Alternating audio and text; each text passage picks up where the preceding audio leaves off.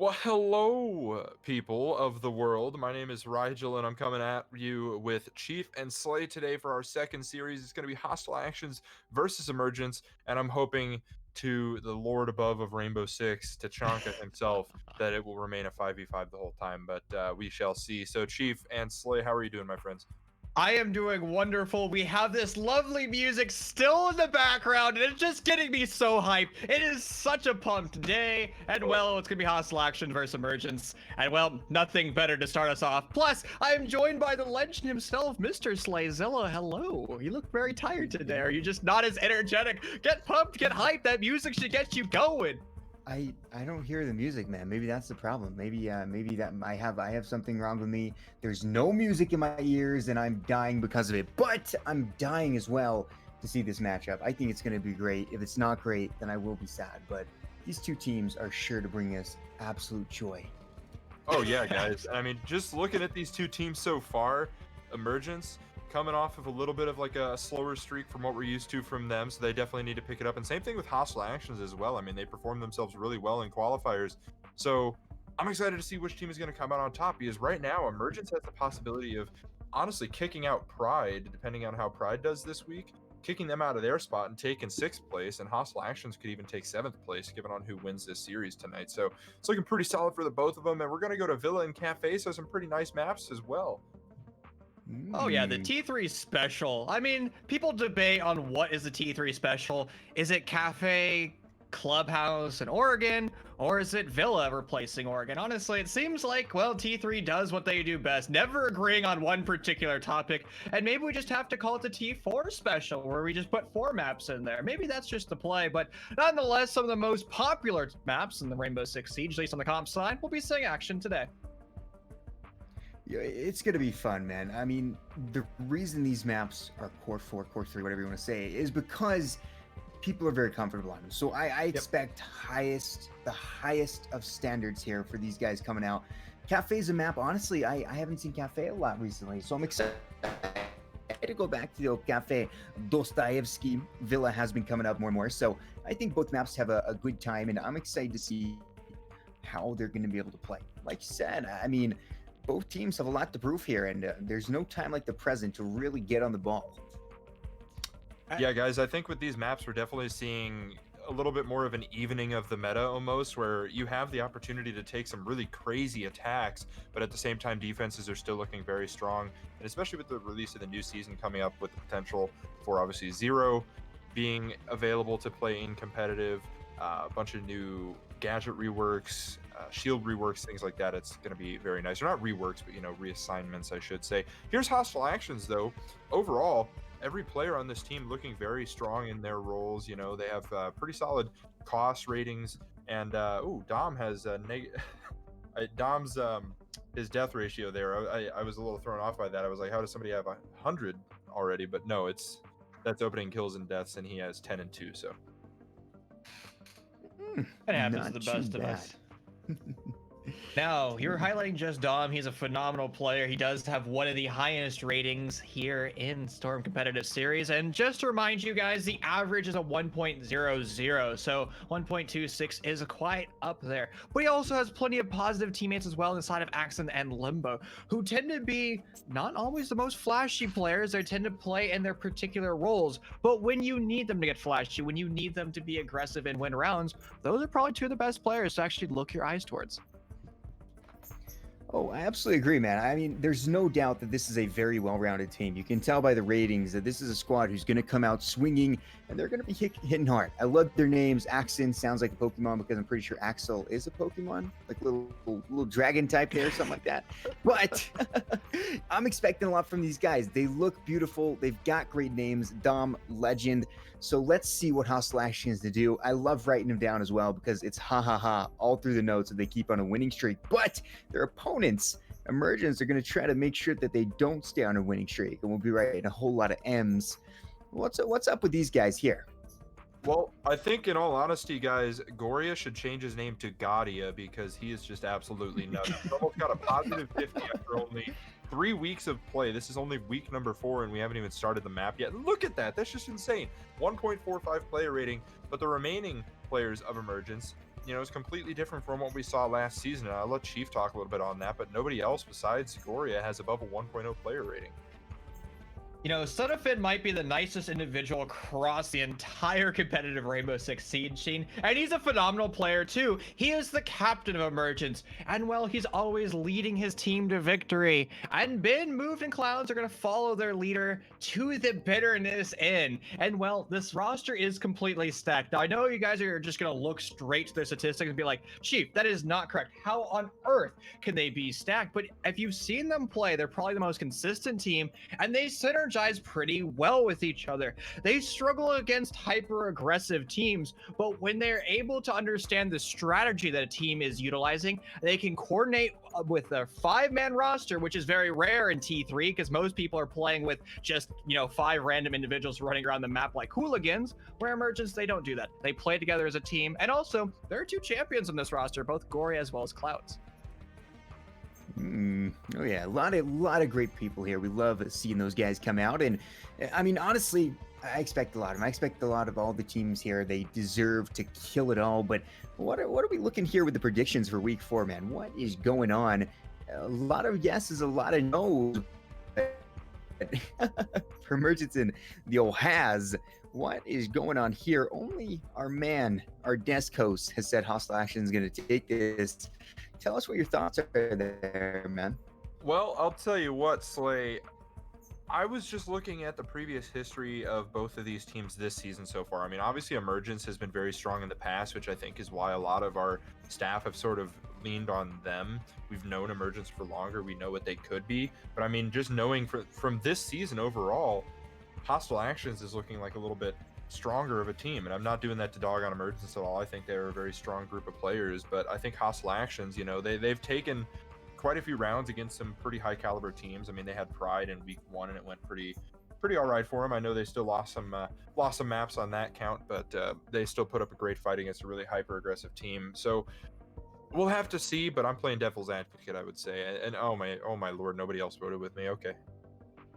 I mean, that was me last week, and I was right. I can't remember who I picked, and everyone was like, that's not going to go that way. So I had my 3,000 IQ. And maybe Nash, you're just trying to be the chief of this week. And I know everybody wants to be chief, so we'll just have to leave that one there. And so far, across the board, it was all visionary or nothing. And well, first attempt is going to be laughing to the bank with that one as they won both of their maps in pretty strong fashion, and looks like first attempt has finally started to change the problems they had. It was all stemming from the fact that, well, Baited was being moved over to IGL, and he's now been moved over to support as well. So it looks like those were the necessary changes that they needed to make. Well, Chief, before Slay gets into talking too, I know you were mentioning about last week how everybody wants to be you, man, but I think I actually beat you in the prediction, so I don't know if I'd want to be you in that case, my friend. I think I got you by just 1 point. Oh wow, you beat me by 1 point. So that's the first time you're probably ever going to beat me, and probably the last time too. Don't worry. So I'll give you a week. I'm taking my victories when I can, you know. You know, I appreciate that. You know, you just, you know, put it on your rucksack and walk away with some of those victories. And I guess, you know, I'll give you week number 3. Hey, I'm but putting my it friend, in my Twitter bio, one-time week 3 prediction champion. Like, wow, man. I mean, ego be all the way. I'm fine with that. You guys are crazy, man. You're insane. But I mean, yeah, we love to see some good champions here. And one of these teams, ladies and gentlemen, will be champions of their own right here for season 4. And if we're looking at the standings right now, you can see the playoff race is real for a couple of teams trying to get in, but it might be too late for some of them here, as the playoffs have been pretty dang confirmed, and those are the teams who are going to be going into them. You know, Wichita Wolves, why are they always on top, man? What makes the Wichita Wolves so dominant? Probably just because they play as a pack, right? They're hunting together as a cohesive unit, and that's something that we're highlighting earlier, right? And some teams I won't name in this league, they're playing as 5 individuals, and I should never see 5 individuals on a roster. I should just see one unit, one team. And well, Wichita Wolves has been struggling in that team aspect because they've been playing with their 3 core players, and you can see them on your screen now, Devil, Tyrant, and Faded. And then they've been bouncing around players trying to find that cohesive unit that they desire. And maybe Anarchy will come on the roster, one of the best flex players, and he can play any role. So fingers crossed that Wichita Wolves confirms him in the long run. Slaypex, if you're watching, you know what to do. Well, I'll tell you what too, Slay, just so you have a heads up as well. I mean, this is just week number 4 and we've got quite a bit to go, but I would say that, you know, we're starting after week number 4 here to see exactly where these teams are going to lie a little bit, you know, just to sort of go back on that comment a little. But it's important to see because we do have that dominant 6 right now, but I think that if a team manages to come back, you know, from that lower 6 in the standings to be able to take a playoff spot and potentially even the final and win the whole entire league and the $1,200 first place prize, that would be nuts. I would absolutely love to see a storyline like that come out this season, and I think there's a couple teams on this lineup that we can definitely see that happening. And I know Devil was actually complaining on Twitter last night. He's saying he wasn't playing well when he had one of the highest player ratings on his team last night. He had like 3 plants and they won both maps. So I don't know, Devil, eat up, I guess, man. Next week we'll see you get like 10 plants. No, I fully understand that. You might have statistically a great game, but you are used to giving 120%. And just because you gave 99% effort and that was your best of the day, you still know in your heart that you can do better. And I think a lot of people just say, that was good enough for me. And Double will never fall into that mindset because nothing is good enough for him other than pure and utter victory. Wow. That's beautiful, man. I like that. I like that mindset coming up from a lot of people. And yeah, you do have to have a real good mindset going in here. You have to be able to feel confident. You have to be able to say that you can do anything. And well, I mean, that's exactly what a lot of these players who succeed have. They've got a great mindset. And well, I'm hoping to see some great mindsets tonight as we prepare to head in. But looking at these team statistics, just so many big teams here. Like Empire, very scary. I'm excited to see more teams go up against them. They're one of the legends, but I mean, right now with Hostile Actions, what do you think they have to do as a team to perform just a little bit better, to push themselves up more into those big top contender leagues or teams? For Hostile Action's sake, I it's going to be hard to decide because I think for me, it's just finding the right mix of being aggressive and strategic, because I think that's where they really fell short, especially against week number 1 with Pride. You know, they didn't have the, you know, aggressiveness to be able to counter the rushing or counter the quick plays and things like that, and they weren't working well with the roam game, I would say, as well. That's another part of it. So I think if you're able to, you know, slow down the other team and counter that a little bit with a little bit of aggression of your own, it'll end up working pretty well for them. But at the same time, they are still doing fairly well right now, but it's just that next step. Chief, do you have anything to say about that? You want to prove me wrong or anything like that? Or hopefully I was spot on, I'm not sure. No, I'm going to echo what you said. I think you nailed everything spot on. You know, I don't even repeat myself, so I'm just going to let your words and your utter genius stand the way they are. I gained an extra brain cell on that one, Chief. I'm going to harken back to the SCS Season 3 days of 3 brain cells. I have 4 now, okay? I'm going to give myself the extra brain cell award on that. So... Well, I mean, you're going to the Navy, and I know they expect more than 3 brain cells, so that makes sense. But we know Air Force Gaming, they have to have a minimum of 5, and I guess you just have to have little brain cells when you're trying to land on an aircraft carrier. Probably just a few. Would probably be a bad thing if you didn't. It could, yeah, not be a good time. Cojones of steel. Oh my lord, yeah. Yeah, I would definitely not like to land an aircraft with the amount of brain cells I have right now. So certainly shout out to those who can land aircrafts with ease. Those guys are crazy. Wouldn't that be fun, man? Imagine Rainbow Six Siege, but you're in an airplane. I wish they had a map like that. I wish it was competitive. I wish they made something. That'd be amazing. So presidential plane? Yes, I want it. Make presidential plane into a comp map and I will be one happy boy. We talk about the core 4 too much. I'm done with the core 4. I want house. I want plane. I want all the maps. I had a genius idea. What if we just, you know, the Modern Warfare 2 map of the airport? Terminal. Yeah, I couldn't remember the name of it. Let's just do that. I mean, you know, it combines presidential plane with a little bit more open area. You know, you don't have to worry about getting stuck in those 2 corridors that run the full length. That'd be pretty... maybe for a rework eventually. I like No, it, we man. just need to bring Rust in, so I can 1v1 everybody and, run me Tomahawk 1v throws Rust. across the map. Yeah, Oh my 360 for lord. last. Everyone's Cali. It's R6 except Everybody's everyone's Cali on Rust. And while we have this great banter, just want to remind the audience, we're currently waiting on one member of the team to join the lobby, so don't go. We'll hit S the lobby as soon as they actually commit to joining the lobby, but sometimes the servers just aren't as friendly as they should be. And speaking about friendly, do you know what the most friendly change to Rainbow Six Siege is? It is adding an ACOG to a shotgun. The M870 ACOG needs to be a thing, devs, if you're listening to that. You should hear May freaking out in the production team speak right now. He is like, shut up, shut up. Oh man. I Sorry, honestly, May. Chief, you need to pick up just like a job as a salesman, because every time you say that, I'm sold. I want to buy 5 of them. Oh, you need to like have a suitcase full of ACOGs and M870s and just go door to door, be like, look at this. It'd be Test great. them out in public, just here's my ACOG. So here's what you can do with just a regular iron sight. But imagine the zoom of 2.5. You could hit anything from any range. It's beautiful. Yep. Yeah, If you're make it going happen, door to Ubi. door, Chief, if you're going to door to door to sell your M870 ACOGs, I would not recommend doing that, especially in California. You'd probably get, hurt. You're probably right. I'll go fly out to Texas somewhere that's a little there bit you more go. friendly to, ACOGs. So maybe that's going to be the play. But honestly, Ubisoft devs, if you're listening to that, por favor. Por favor. That's Viewership drops. that's please in Spanish. Man.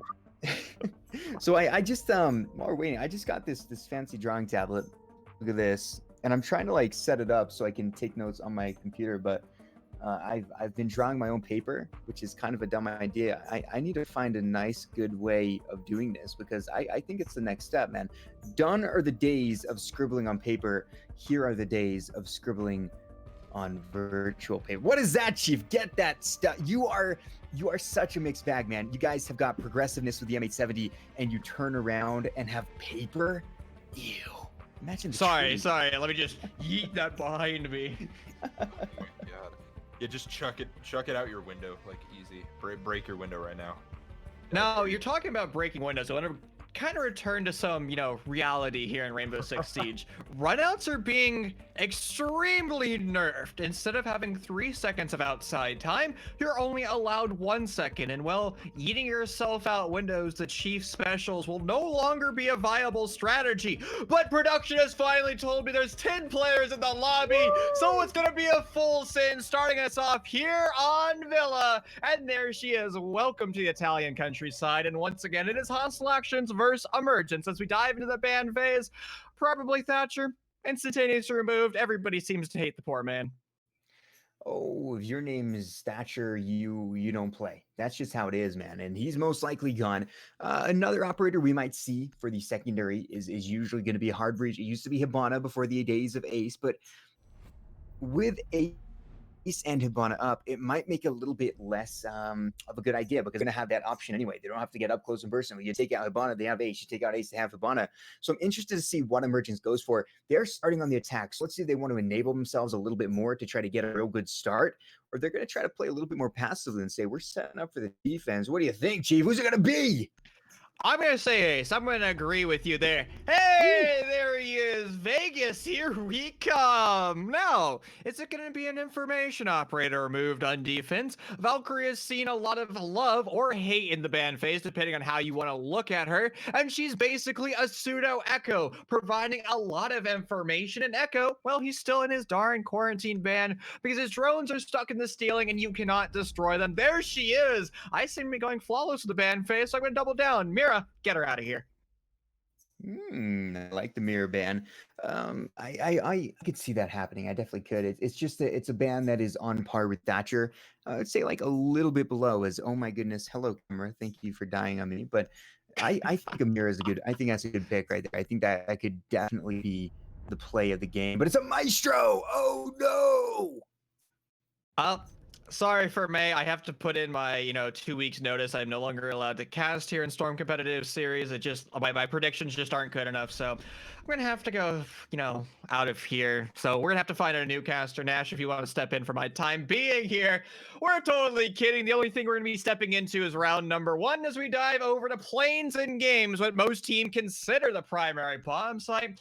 And well, Villa has actually become attacker sided in both NAL and EUL. There's a 48% win rate in NAL and a 49% win rate in EUL. And the reason this shift has happened is very simple. The attackers have basically found a perfect way of executing onto not only Planes and Games, but also onto Trophy. And it starts off with dealing with the extended roam, doing your due diligence with flank drones, and walking your way closer to the bomb site. Once you have control of the north side of the map, you rotate at minimum 2 of your attackers on over to the south side over to study, and you start setting up your boa constrictor type strategy, and you start to siphon the defenders and crunch them closer and closer so the defenders have no other option of either just giving up in the round or trying to get aggressive, and the attackers should be able to read both of those scenarios.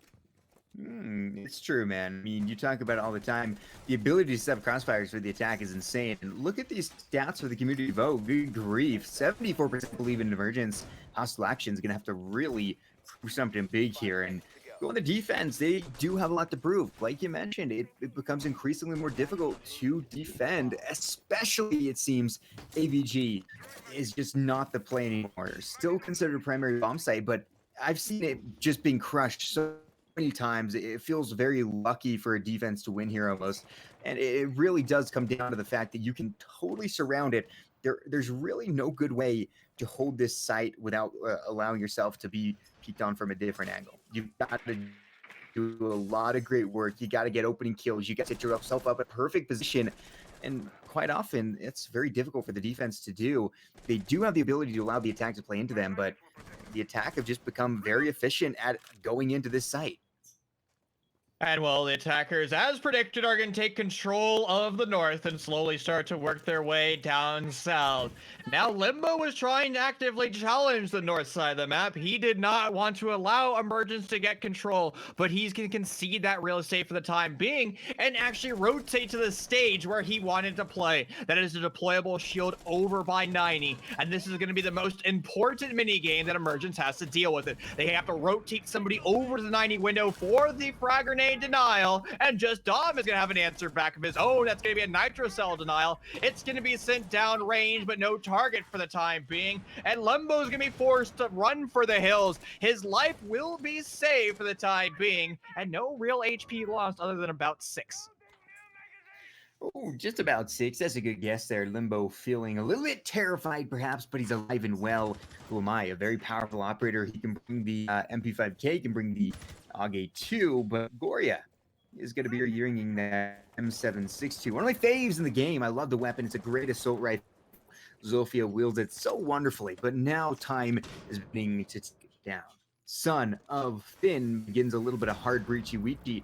Man's got bandages all over his hands. Poor guy probably just gets electric shocked whenever he gets tricked all the time. He tries to do stuff. He all of a sudden an impact nade be shocked his way. Poor Thermite's hands, man. Not to mention he also is dealing with explosives, and we're just talking about the denial here. But talking denial with 45 seconds, they're gonna have to deny this final push very nicely and set up onto the study wall. Devils prepares as well. He's going to be playing the smoke operator. All 10 operators remain, and a very big shot comes out just as ahead as Goria as he continues to look for the opening frag here. Opening frag after 2 minutes and 30 seconds, might I mention. This is going to be a tough one here for both teams, but the defense is continuing to get an advantage. However, it turns away at the wrong time. A beautiful push in. The refrag from Just Dom. Limbo as well opens up on a move. It's a 4v3. Plant being attempted from Son of Finn, but will it be good enough? The smoke denying a lot of information. Literally pushes in, but is shut down by Ben. I love the silhouettes. We get to know so much information, but a good refrag from just Dom. Ben goes down. It's a 3v2 as a post-blind situation will occur. This is not good for the defense, but they can make it happen. Maybe they can. It's a 2v2. A beautiful shot makes it a 2v1 as just Dom drops with Limbo, picks up Son of Finn. It's all evil clouds. It always has been. The defuse is going down. He's in a bad situation. He's going to be double pushed, and that's over. Limbo pulling out the trips as he will take the defuse as well. Nobody deserved it more than him. Ooh, a heartbreaking round for Emergence HQ. They had control of the bomb site. They did everything right. The boa constrictor slithered its way around the bomb site, but its tail had too big of an opening. They didn't have control of study, at least the way they wanted to. They had been over there with the cross angle, and that was perfect. But they needed a little bit more control. They needed somebody on study window looking over to big bookshelves to hold that cross angle. And well, things start to go awry in their post-plant positioning. It is almost perfect positioning if you go from underneath, go into piano, hold that vertical angle, especially if you still have soft destruction available. That step wasn't made because Emergence didn't have time to rotate back because Hostile Actions repounce on the bomb faster than I think Emergence were quite prepared for. Oh, you're absolutely correct, man. I mean, a really well done job that they were able to come out and say, we are not done yet. We've got our things that we need to do. We're going to do them phenomenally. And it was a really good retake. It should have easily gone the way of the attack after that. But like you said, they left their butt out too much and they got bit for it. So our next site is going to be that of the other upstairs side. It's Trophy Statuary, another big classic, a good friend of ours. We love going here. One of my favorite things to do is decorate the deer with black eyes. You just chuck a couple of black eyes on him, and he looks real funny. Let me dial up Peter right now because I think you just said you're going to give a deer a black eye, and that's just unacceptable here at Rainbow Six Siege. And you know what is also unacceptable is when you do the extension over Nakote. If you reinforce the middle panel, shame on you. That is how you throw away rounds. Unfortunately for the French Canadians, they will not be making that fallacy. They're going to leave that middle wall of coat check open so they can actively wide swing out of big bathroom. And it's going to be the exact opposite of what you would do on a Plains and Games defense. You push it from the south all the way to north, and well, Corey is going to do that in phenomenal fashion as he's just going to bulldoze his way on through. Somebody sound the horns. This man cannot be felled. He's kind of scary, not gonna lie. Beautiful, beautiful opening kill comes once again from the guys on Emergence, but it's a little bit more impactful this time. 2 will fall, and you know what? It wasn't within the last 30 seconds of the round. So a very good job there. Zag's going to watch a drone fly out. Its position is known. UMP-45, you hit your shots, can do damage, but Ben says shots are not, so we're taking it down. Collapsing is the defense here, and it's going to be on Devils in Limbo to pull this one out. This doesn't look too good, Chief. I'm not going to lie. This is looking more and more like an Emergence round. If it doesn't go the way, it's a multitude of flashbangs come out, straight up multiplying the flashes over here. That's a new scripture story to read about. But at this point, Hostile Actions are in shrubs, and they're going to have to really, really clutch it up. They've got 2 good operators, 2 good guns. Well, both operators have the, oh my gosh, beautiful job with the M590. Limbo finds 1, but his teammates shut down. Goria on the triple kill. Goria on the quad kill. Emergence take round 2 to tie us back up to 1-1. Utility Consumption Simulator is the current meta, and it looks like Emergence wants to play with that game as they just take control of the south side of the map by pure aggression. And one of the problems with a staged roam is you have to be able to, well, no pun intended, hold the stages the entire time. That's not necessarily a pun, that's just more dad jokes I'm trying to insert. Nonetheless, though, you still have to play your stages, which basically means you cut Villa in, 7 sections, and you start to work your way back. But if you get far too aggressive in stage 1 and back yourself into a corner, the attackers have more than enough time and more than enough utility to be able to deal with you directly. And well, Gory is such a mechanically gifted player, he just gets that information and he's going to punish you outright. Now, Hostile Actions did have a contingency plan with the aggression from stage 1. That was the fact that there's going to be somebody coming up the main stairs. But they also didn't really incorporate the fact that, well, once again, Goria is a mechanically gifted player, and the peak didn't come at the same time. When you're holding a cross angle, you have to be able to coordinate between the defenders when you're going to be actively challenging those angles, because if you're peaking at different frequencies and different times, well, the attackers are going to do what they did. Move all the way from far the west, all the way to far east with their mouse pad. Free kills for them. Yummy, yummy free kills for them, indeed. A beautiful job. A really, really well played attack. And we're going to go back to the same site.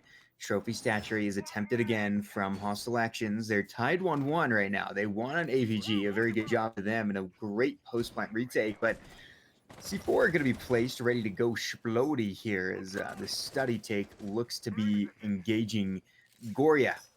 5-1, deadly, but Limbo not far behind with 4-1 as well. Things looking pretty dang even with the kill counts, but at this point, either team could really run away. And if Goria continues to play like this, if Goria continues to pick up 4Ks every round, this is going to be a very, very quick map 1 because that's just Goria going up. But unfortunately for Goria, it's hard to consistently get 4Ks because at the end of the day, you're not shooting bots these days. You're shooting living, breathing, fantastic players who know how to counter strat. They know how to read into games and they know how to read into plays. And if we see that well done from Hostile Actions, Emergence won't have as easy as an attack as last round. And well, you can already see the stage roam changing for Hostile Action. Instead of being on stage 1, they backed up from stage 1. As soon as they snipe away a drone, they fall back to stage 2, they snipe away another drone, and now they're sitting in that stage 3 and 4 area where they have enough flexibility to get aggressive after killing a drone or continuously retreating. And right now they're going for the latter of those options, just retreating, trying to shut as much of the drone economy of the attackers as possible before they actually walk their way into their bomb site. And 50% of the drone economy has already been killed in the first 50 seconds, or the first 50% of the round. That is a huge gap to be losing, because that information is going to hurt them when they go for the inevitable execute. Oh, you're absolutely correct, man. I mean, if they're not careful, they will be in a bit of an issue here. You have to make sure that everything is set up. You check everything off your list, and Ben 10 prepares to move on in. He's on the Ash player, a lovely weapon given to him, and he's feeling pretty confident about what he can do. He's going to start aggressing a little bit further. Wants to look in here, but there are a lot of people waiting. Beautiful headshot onto Axon. Axon was waiting, but he wasn't ready. And that's something you can be ready all day, but if you're not ready and waiting, you're going to be in a little bit of a trouble. Ben now with 3Ks for the 3 rounds, doing very good for himself. There's only 30 seconds to go, and that means the execution is going to have to take precedence. Goria with a frag on a Limbo makes it a 3v5. Another from Ben makes it a 2v5. More come, but it's the other side. Devils finds Evil Clouds. Another as Ben drops the Devils. A double kill from him. One more, but won't happen. Goria takes him down. The Haas streak is ended, and in a post-plant situation, it's just Dom who finds Goria. 1v2. The time beginning to tick down. It's Sonofin and moved. 2 year 1 operators going up against a definite not year 1 operator of the Goyo. And it looks like the year 1 oldies are going to win out. A beautiful job coming out from Emergence as they take the win for the 2nd time in a row.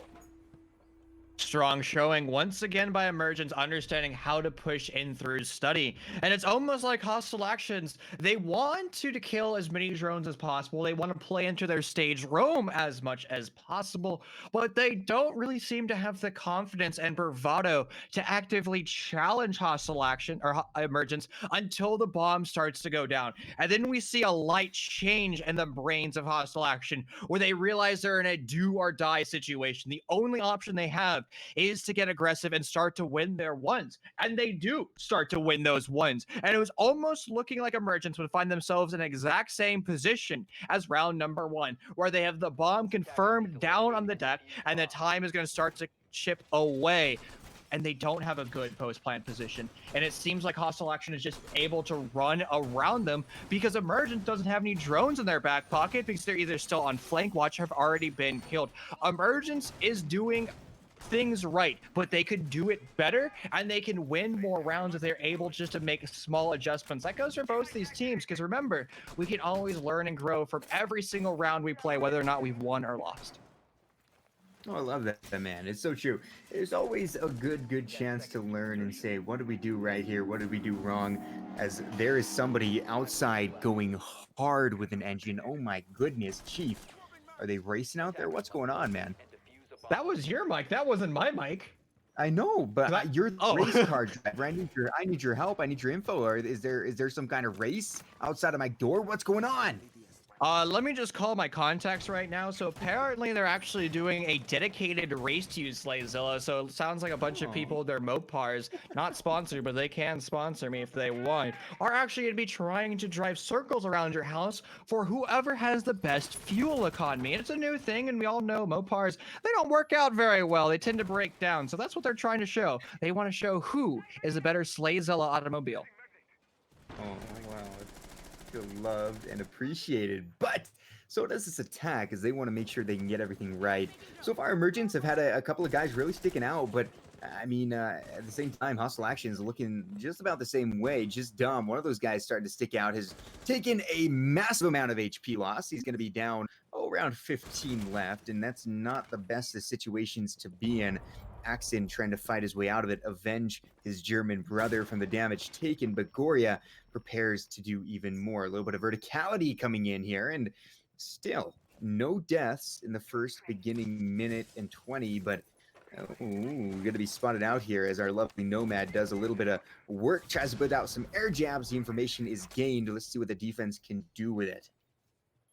Small amount of map control for Emergence. They need to have more real estate, though, if they want to be successful. Ben knows that there might be somebody sitting over at bookshelves playing off this deployable shield. He's going to call for an additional amount of reinforcements. Drones are going to confirm the Devil is trying to play out aggressive. And Limbo's still over here at 90, also playing off his deployable shield, which means Devil can persist in his position for longer, because if Ben leaves from the main stairs, he will have control for the time being. Impact grenade is going to be sent downtown to try to deal with the thermite charge. That's going to be enough for the time being to shoot down some of Son of Finn's gadgetry, but he has still plenty in his back pocket. He's looking for some additional information, more drones trying to confirm out where exactly these impact grenades are going to be thrown from. Ooh. Devil's going to try to play off his life, get aggressive with his SMG-11. It's not going to work out well for him as all. The first casualty in the round happens at the 45-second mark, but instantaneously refragged by Just Dom.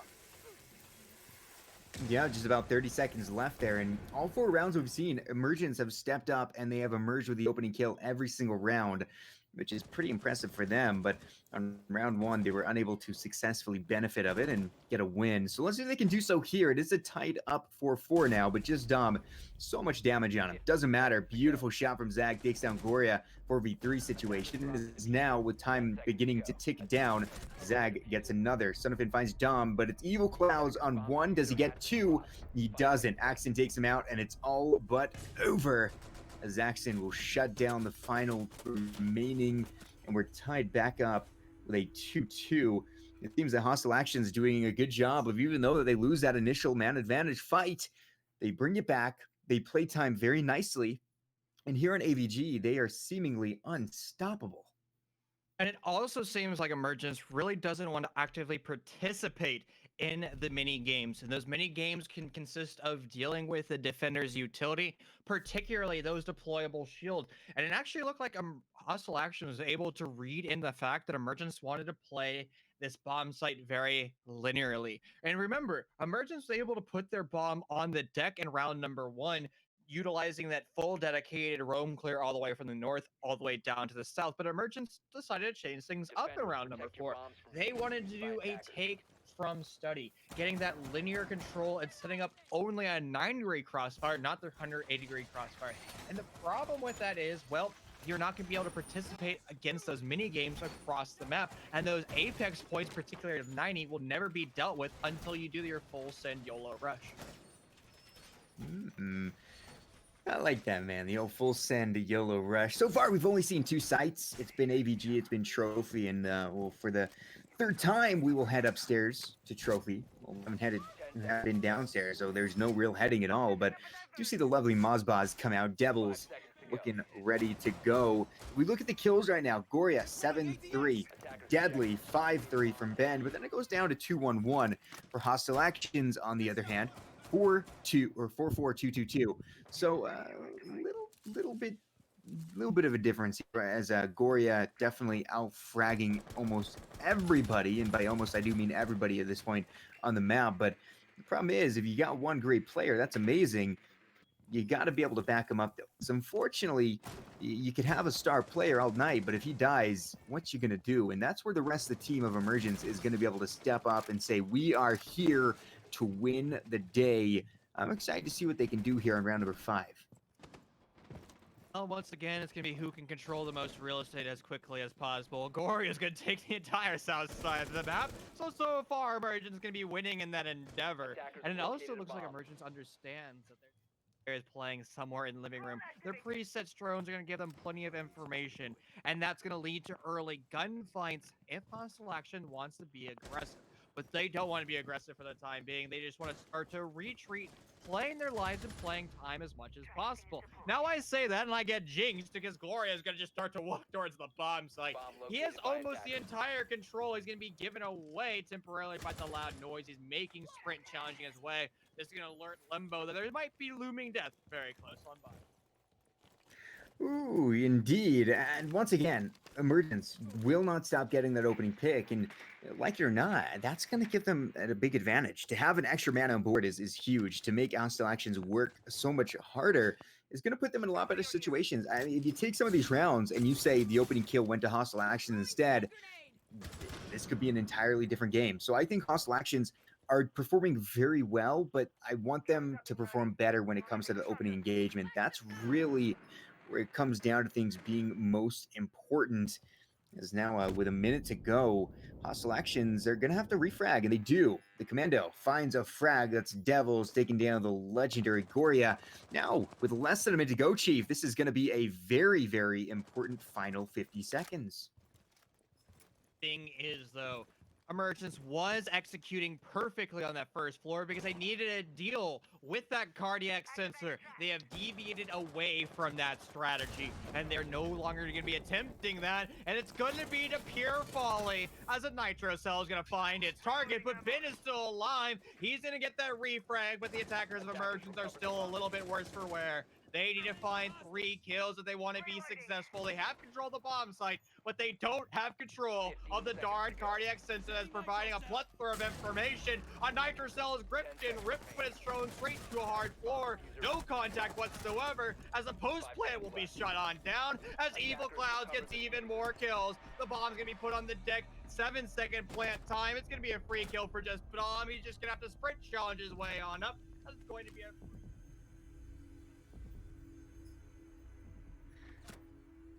Well, hello, Some real Slay. crazy stuff, man. Some I'm real sorry. crazy stuff.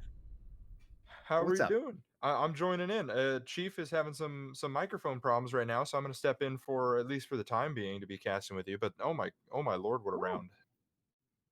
Oh, a crazy round, man. Absolutely. And a real big win for Hostile Actions, because with that round, they take once again what was theirs once. They take the lead. And it's still, what do you take of that, man? Every single round, the opening kill has gone to Emergence. Does that not matter these days? The opening kills just mean nothing? Or are we seeing Hostile Actions outperform them in the later bits of the round? Is Emergence taking the advantage and just kind of squandering it? What's going on here? Because they're consistently killing. They're just not consistently winning. Well, I would say that an opening kill, it should matter, but like you were mentioning, I mean, Hostile Actions is just playing cleanup crew at the end of these rounds. You know, they're rounding up kills one by one. I don't know if it's a matter of Emergence just needing to refrag themselves a little bit better here, or at least get some better intel, because I see drones going out. I don't think that's the problem. It might just be a matter of, you know, Hostile Actions is just holding site better. I mean, their roams might be getting shut down, which is, I think, the definition of why they're losing the opening, or gaining the opening death, I should say. But yeah, their late round is just impeccable. Oh, it really is, man. I mean, these guys, they manage their time so well. they put the defense or they put the offense into a very difficult position because really when we talk about the offense, your job other than winning is to control the pace of the round. The defense gets to control where you go and where they want you to move, but you have to control how quickly you move through that gauntlet. And what we see here from a lot of these rounds is hostile action saying, no, we're controlling what you do. If you want to take a step here, it's because we're allowing you to. And when we allow you to, the time is dangerously low. And even if you do manage to get some crazy plants down, we've seen some great retakes as well from the hostile action guys. I think they're playing very well here in defense, but I mean, I would love to see them pick up an opening kill because I think that could mean a huge difference here.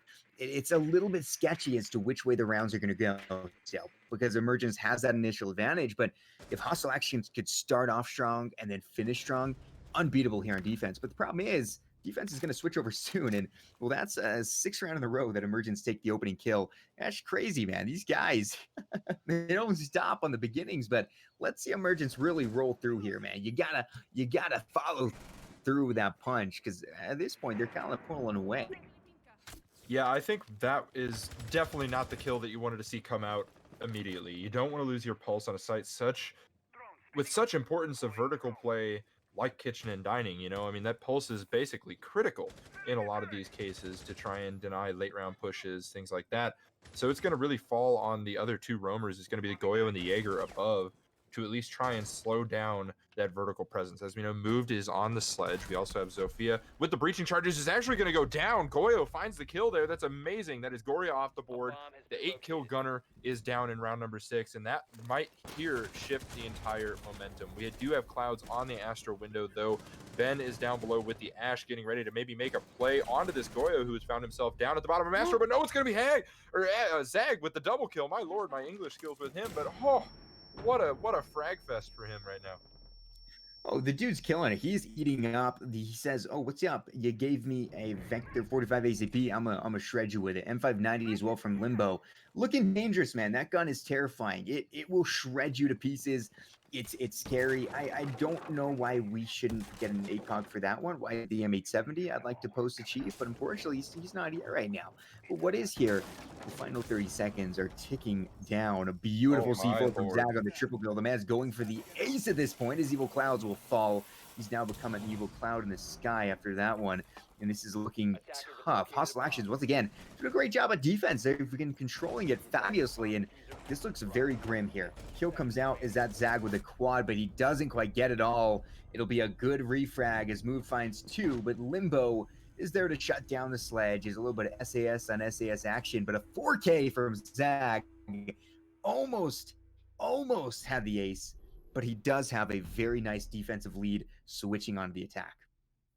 This is exactly why I picked Hostile Actions as my go-to team for this week. Not to dog on Emergence, I love those guys, but I think that's the exact reason why they're getting the opening frag. They play hyper aggressive, and then they just sort of fall into the trap of Hostile Actions, who is now realizing, okay, these guys are going to play hyper aggressive. Let's do what we started to do against Pride in the later rounds and start holding better angles and playing heads up. This is exactly what's going on. Their roamers are winning their gunfights now, which is huge. That's exactly what needed to happen. And now they took the 4-2 split on Villa, which is what you need in order to win this map, especially on your defensive side of things. So we're going to have to see here if Emergence is going to answer back, get the 4-2 split of their own, or even better, and take this to overtime, or excuse me, and not take this to overtime and get the win straight up. But that is going to be just a little bit down the road here. We've got at least, you know, what is that going to be? At least 3 more rounds to play in this one, and I'm hoping more because this game has been a thrill to watch. Oh, absolutely, man, and it's been very, very fun. Villa is an interesting map because it's been changing so much. It's evolving into a beautiful butterfly, and I love watching every second of it. And I think here, Hostile Actions have indeed put themselves up into a phenomenal place. They have said, we're on the defense. Traditionally, we're hoping for a 3-3. The defense might lose a 2-4, but they're able to switch it up and take that 4-2. That is kind of consistent what we used to see, a really defender side of Villa, but that's not the case here. So if Hostile Actions can really come in and close out, like you said, 3 rounds at some point within the next within the next 6, they will be in that tremendous situation. Emergence, on the other hand, they have a good chance of doing something big here. The defense have the advantage of being able to set up where they want to hold. The offense has to play into them. They have no other choice. They can't say, oh, we're just going to plant in a different site. Unfortunately, the game doesn't work like that. It would be a very, very strange game. But for the first time in 7 rounds, on round 7, Axin from Hostile Actions takes the opening kill. And I read a ha in my first column. That is exactly what we need to see here from Hostile Actions if they want to pick up this map. It's a little bit unfortunate there, though. Goria getting the headshot on the Devils, and here is going to be a refrag from Zag, and another kill coming out from the Ash. It's going to be Limbo onto the main stairs of the Wamayan. Right now, it's a 2v4 situation. Not a whole lot that Emergence is able to do to stop that, but now they do have a little bit of time to reset themselves. Trying to get a kill through the floor is going to be Sonafin. Oh my lord, okay. This is falling apart right now for Emergence. I don't really know what to say in this case here. There's not much that you can do to prevent this. I think Hostile Actions is just starting to wake up and realizing that they can fight fire with fire and take the fight to one of the strongest teams from last season. And now I think the King might be a little bit dethroned. Oh, absolutely. You know, the crowd is starting to tilt, but you can never counter King out. Yeah, the man might only be able to move 1 square at a time, but he's got a queen, gosh dang it. And let's see who that queen's going to be. Right now, Goria being able to move upside down, horizontal, left, right, all sorts of crazy diagonal moves coming out. But at the end of the day, Hostile Actions are poised and ready to just dominate here in round 7 like they've been doing for the past couple of rounds here. Good refrag, but it's Zag taking a Sonafin. Evil does take him out. The AUG 3 rings, but it's just the AUG 3 now. It's going to have to do more than enough work. It'll be 4 kills within this last couple of seconds here, and the plant does go down. A beautifully placed C4 finds 1, but he's got to find 2 more for the 4K. Evil Clouds in a tough situation. Would love to evaporate into a cloud and float around, but ooh, gonna knife him. Okay, Type 89 will find the headshot. A little bit of a misclick there. I do that sometimes. I have my my melee bound to my mouse, and if I get scared, I will click melee, and I look like an idiot because I'd be punching at people as they shoot me in the face.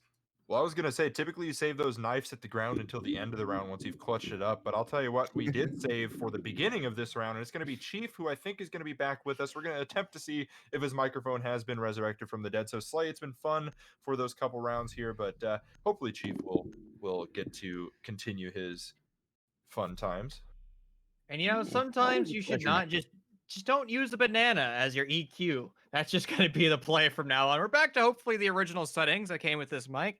And that's the problem when you utilize XLR mics. They're complicated, and sometimes you just use, you know, a tune that just doesn't work out very well for you. And that seems to be my plan today. And speaking about making tunes that don't work out well for you, Emergence is going to find themselves in that exact same rut. The Emergence that we saw at the start of this series, and particularly started map number 1, was completely different. They had aggression. They controlled aggression. Their mechanical skill was hitting the majority of their shots. They looked confident and eager to play in this series. And now Emergence has started to take a step back. They're far too passive. They're making far too many mistakes, and mistakes that they know how to correct. And that's the thing. They have to identify and attack. If they're able to make those corrections, we can see them completely change the outcome of this series. But right now, they just need to take a breather. They do, man. And I think a lot of these guys are starting to warm up. But the problem is, Hostile Actions, they're looking very, very good on the board right now. Zag with 10 and 6. You got just Dom 6, Limbo 6, and 4-3.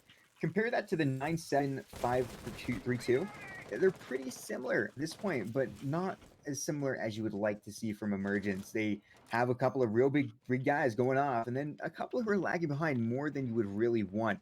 At this point, how has Axon only died 4 times? I don't know. How has Devils died 7 times? That's like almost twice as many deaths. But in any rate, Hostile Actions, deaths or not, are winning these rounds. They put up 4 in a row. They've gone ha ha, and Emergence need to go M, and try to take some rounds back, because they are getting to be pushed into a corner here. And, well, Chief, no one likes fighting out of a corner. Unless you're a boxer and you're going to start off in that corner because that's basically your safe sanctuary. And well, Gory is going to be forced away from his sanctuary as there's going to be breaching charges galore, pushing him out of the south side of the map. As P10 Roni with a new soap won't be good enough. And there's going to be a member of Emergence stuck all the way over in Gun Vault. Devil's going to pull the pin to his grenade and reinsert that pin as Move is stuck completely on an island. There are members of Hostile Action all around him, all 5 of them. It's going to be an air detonation for the frag grenade, but Accent's going to be the one credited with this kill. Gory's going to push up to the main stairs or from red stairs to try to save his mate, but it's just going to be a little bit too late. So he's going to be rotating back downstairs to utilize the nitro cell. Ooh, utilizing nitro cells, always fun. They've taken control of site, but wait a second, that's the wrong site. They gotta push all the way through into trophy statuary, and that's where problems could arise for Emergence. They're already down a good friend here, and they need to make sure that they can stop Hostile Actions from aggressing too far in. Time-wise, we've got a minute to go. So Emergence doing a good job making sure that they don't have total control, but they're still encroaching and they're still gathering a lot of intel and they're coming in from different angles. That's something I like to see, is a multi-dimensional attack. Rushes are fun once in a while, but if you want to succeed consistently, you've got to send your players down multiple routes. And just be the way it is. Sonovan with a beautiful reflag takes down Devils. Your sledge now dead. As once again, SAS on SAS. Violence not to be had. Another comes out. It's Zag with the RX200. Ben will drop. Korea looking for his 10th of the day and will find it onto Zag. It's a 3v3 with time ticking horrendously low. 15 seconds on the clock. It's going to be another. This time Mozzie goes down. Axon dead. The refrag might come out. Evil Clouds is getting ready. Finds Limbo, and that could be it all done. Finds Axon with no time. Just Dom will stare down the face of death and watch the time tick to 0. Oh, what a heartbreaking of a round. It's almost Hostile Action's round to win. They started to put the bomb on the deck, but the problem was, once again, the attackers were moving far too quickly. That bomb could have waited about 5 seconds to be put on the deck, and those holes in triple wall being opened up by Habana would have been the saving grace for that round, because now you've set up your 9-degree crossfire, and the defenders have only one option of challenging that bomb plan, and that is rotating through trophy connector to lamp and then actively challenging the bomb planter. But Hostile Action had a crossfire and were prepared for that scenario.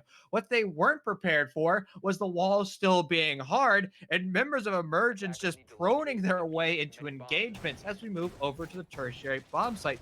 Now, this map might be attacker-sided and professional play, but still here in T3, it is very defender-sided. And it's just stemming from the fact the attackers, they haven't really figured out their coordination and they're still working out, because both these rosters are relatively new if you consider the pro league longevity of teams.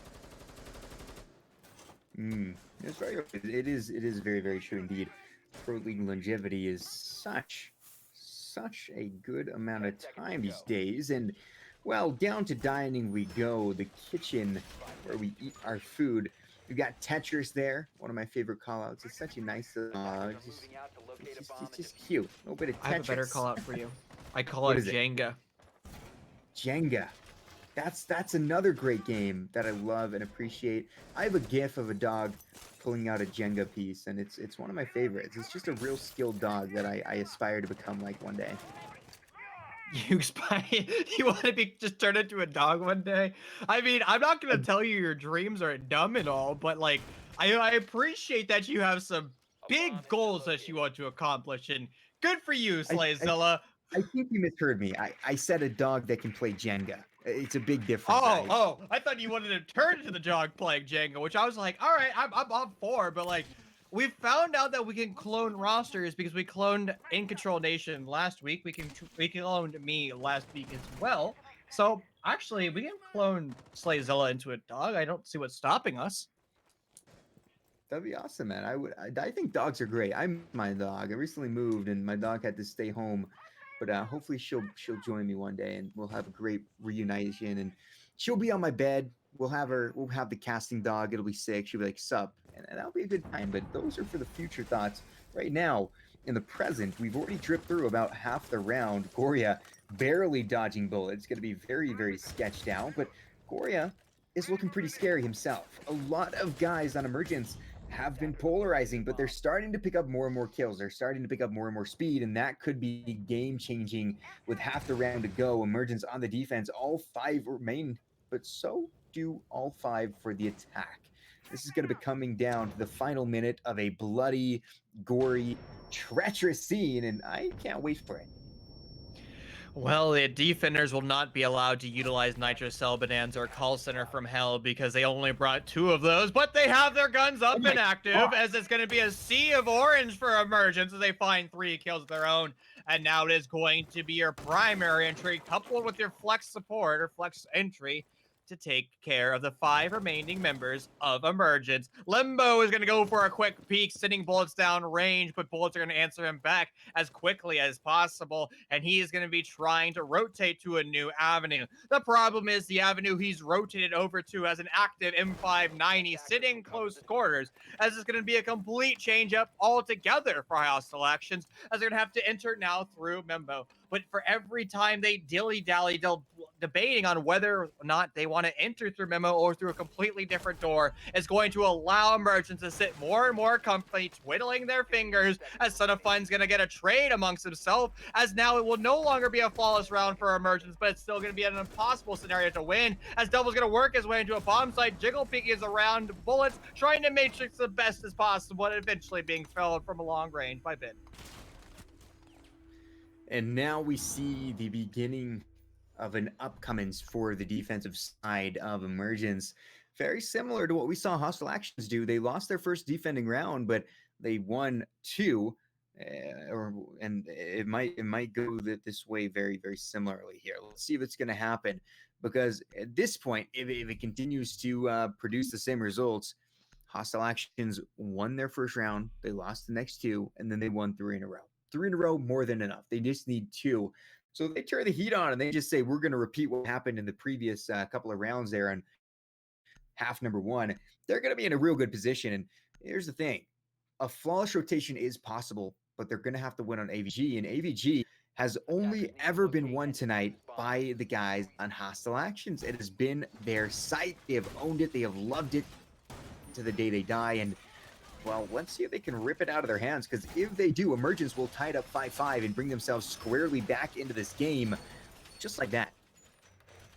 And the most important thing is, how do you deliver yourself just like that into the next round? It's all going to start off with your back row strategy, being able to identify where that utility is, the operators that are currently playing around the utility, the reinforcements that the attackers have to utilize, or the utility the attackers have to utilize to break down the operators as well as the operators' utility, and finally, the strategy that you're going to do. And you're going to repeat those steps throughout the round, and basically to deal with every single one of those mini games. Now, there won't be as many mini games that Hostile Action has to deal with, since there's only currently 1 deployable shield being elevated over here in 90, but still, the attackers are going to have to actively deal with an apex position if they want to be successful. Now, a curious strategy coming out by Hostile Action, they're going to be doing a very linear push all the way from the south, setting up, well, 1 crossfire. That's all going to be from Study until they get control of Classical Hallway. But getting control of Classical Hallway will be difficult, since the deployable shield is going to be a factor. Ooh, deployable shields are indeed a factor, especially when you have Umai on the board. He can constantly defend his deployable shields to his death. Bangoria both with 10Ks at this point. In fact, their totals are 35. Looks like 10, 6, 4 is 10, and then 5 again. Compare that to the little bit of a different play from Hostile Actions recently. They've slowed down quite a fair bit, and now 16, 27. Oh my goodness, 33. So actually, at this point, Emergence seemed to have more frags, unless my quick maths were quickly wrong. The Evil Cloud's holding out, ready to go.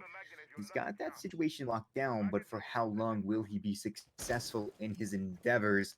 2 rounds give the day, or the round, or the map rather, to Hostile Actions, but Emergence looks very, very good. They want to take us to OT here on map number 1.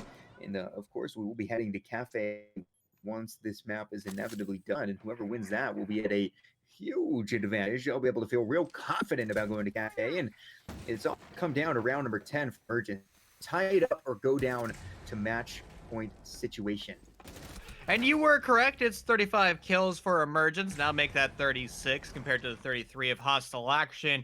And an unsuccessful Cade trick will lead to the U-bar wall being opened up. But Cade's gun is still active, and he's going to be calling for help as Emergence is going to have Goria relegated to that task. He's going to be trying a wide swing through the study door. Now, it looks like Devil has gotten wind that there might be a player rotating underneath. That was moved a long time ago, but the information they have will no longer be a big deal. And Devils needs to find himself an active member in this engagement. Now, once again, Hostile Action does have control of study, but the study control will not bring them anything other pain and suffering as more members of Hostile Action are going to start to fall. A Nitrocell is going to go off, but Limbo is going to also try to go off, utilizing his gun to the best of his ability, but shots missed. Ben's going to find a second kill in this round. It looks like Hostile Action's very linear take will not be providing any dividends for the time being. Evil Cloud's going to dish out the punishment. It's going to look very bad for Zag, stuck in this 1v5, unable to find an impact frag. Actually, he will with a nice quick peek over to move. No longer a flawless round for Emergence, but they're going to be tying us up, guaranteeing the remainder 2 rounds. So there's something that Emergence is doing here that I really like, but there's something that they're doing that I really don't like, and that's you have a guy named Evil Clouds. Why isn't he playing Smoke, dude? Is there any like it's like Poison? Poison has to play Smoke. Evil Clouds as well needs to play Smoke. They just fit perfectly. Son of Finn should be playing Wamai, because Finn is like a swim thing, and homie Wamai has got like a straight up diving suit on. I think that would be a good little switch up. But Evil Cloud's actually taking on the Malusi as we head to Trophy Statuary. For them to win there confirms a flawless rotation. And let me tell you, at this point, Hostile Actions, they're in trouble. They had a big lead. They won 4 rounds in a row, and now they are about to give up 4 right back to the hands of Emergence if they are not careful. They lost on Trophy 4, and well, they need to be sure that they don't do it again. And well, how will the attackers be able to do that? It's all going to come off where they're placing their drones, not only their flank drones, but how they're going to be grabbing that information. Now the defenders are going to be changing up their strategy as well. They're also going to be bringing out the Mozzie, a perfect operator at shutting down the information acquisition of the attackers. And you can be putting Mozzie throughout the avenues that the attackers will be pushing through. Right now, Emergence is expecting Hostile Action to do a traditional execute all the way from the south, all the way to the north. Now, Hostile Actions has done nothing that was traditional, particularly in round 10, where they try to deviate from tradition to their own detriment, since they didn't set up crossfires. But it looks like Hostile Action will be playing homage to consistent tradition as they push from the south-north. Yo, South North, baby, you got to take it from the bottom up, and that's what they're going to be doing it here, or looking to do here. Very, very important to make sure that they can get in and make it all work well. Going into the lovely statuary is a difficult situation. You got to walk a whole lots of ways, and well, they're going to be looking to go, like you said, from that southern situation down through study. A lot of drone work coming in, making sure no one's in games, no one's in AVG. Their push is clear, but lurking below is moved. The P10 Roni in hand, legendary weapon, has the 1.5 sight available, but looks like it's just got the reflex of legendary proportions here for our main man moved. And at this point, Emergence have heated up. They've warmed up. They've come alive, to be quite honest. And I don't know if they're going to stop. It's going to be a great job from Hostile Actions. They've got some amazing frags, but the thing is, Goria started off tonight's map as the sole proprietor, the sole fragger, but we've seen these guys step up and take it away. Ben going off, and that's really what has enabled Emergence to come alive. And I think they could take this in regulation if Hostile Actions isn't careful. Sonafin already starting to utilize his toxic babes. That is 10 seconds of denial being sent down and forcing hostile actions to wait patiently for the time being. But Sonafin only has 30 seconds of total denial. That is a perfect position to find yourself in a post plant or soon to be post plant with 20 seconds on the board. The problem is we haven't even stepped close to the 2/3 mark. We're about a few seconds away from achieving that. And you don't want to be burning utility this soon into the round. You do say soon because there's still plenty of time and plenty of real estate for the attackers to acquire. Great use of breaching launchers coming away, destroying the apex positions of Emergence. Emergence was really utilizing that as best as possible, coupling that with those ADS which are still alive and active. There's the full utility dump, and that's going to be quick control of Lounge, but the control is only going to be forfeited right back because the attackers are going to think better about their life. Ooh, bad with the first frag, immediately refrag from Limbo. It's a 4v4 situation, but the opening kill does go to EM again. Move another takes down Zag. 3v4 situation with 20 seconds on the clock. Looking bad. Ben says it's looking real bad. Limbo dead on the floor. Axon and Just Dom, two lovely ladies left alive. They're going to get a good frag onto Ben, but there needs to be more to follow. Just Dom and a sliver. That sliver will be gone immediately, and it's over like that. The P10 Roni, the 416C, ring out in combination to shut them down, and match point is given to Emergence off of a massive 4-round win streak. They have resurrected themselves. They have come back. They've said, we are here to go hard. And it is very hard what they've been going. And this is scary. This is scary for Hostile Actions. They've given up 4 rounds in a row. Can they suddenly stop it? Can they reverse pace and make it not happen? Because it looks like we're heading to map number 2 unless something drastic comes out. We need to see some very hostile actions from Haha, and well, they better have them right away because there is no time for mistakes here. A single one will send you packing to Kafe. Can Emergence confirm that round 11 was indeed the penultimate round, or will Hostile Actions be able to pull the clutch up on the tertiary bomb site? Now the defenders are going to be changing up their strategy. No, it's actually going to be an identical strategy. Still 2 Nitrocells on the board, couple that with 2 deployable shields, and it's going to be a very tough place to be for Hostile Action. They have to not only be wary of the floor underneath them, but they have to be very careful of the individuals playing aggressive behind those deployable shields. And did you know, Mr. Slayzilla, that Kitchen has a win rate of 54.5% for the defense, which honestly kind of plays into the current map win rate for, well, Pro League, which is going to have a, 7% difference where it's attacker sided for all the other bomb sites except for Kitchen. Wow. See, Kitchen, man. Kitchen's, I'm all about Kitchen, but do you think that the reason it might have a little bit of a higher win rate or just, I feel like a lot of the tertiary bomb sites, I mean, we look at Oregon, I think it's meeting that you talk all about being one of the best in the map, best in the game, perhaps. Do you think it's because they're not played as much because they are considered not primary or secondary? Is that a factor as to why these might have a little bit of a differential or a different percentage with the win rates? I'm not sure if that's the case for this bomb site. I will say for other bomb sites, absolutely. I think where this bomb site fits in is very similar to why Reading Room was the best bomb site across all 7 competitive maps a while ago, because it forces the attackers to take real estate twice. You take the top floor vertical control, you're going to lose a lot of utility and resources doing that, and potentially Nitrocells blowing your feet off, and you basically have to repeat those exact same steps again when you take the first floor. And well, the defenders have another option. That is basically pushing to the real estate the attackers have back and forth. Action's finally going to finish off move. And then it's also a Nitrocell sacrifice. Now the SMG-11 may have got a kill, but some of your best vertical destruction also taken away. Move dead is unfortunate, but you took out a Nomad, not the worst, but to take off Zag, it's a very, very big thing. It's going to put a lot of pressure. It's going to put all the pressure to the remaining 4 of Hostile Actions.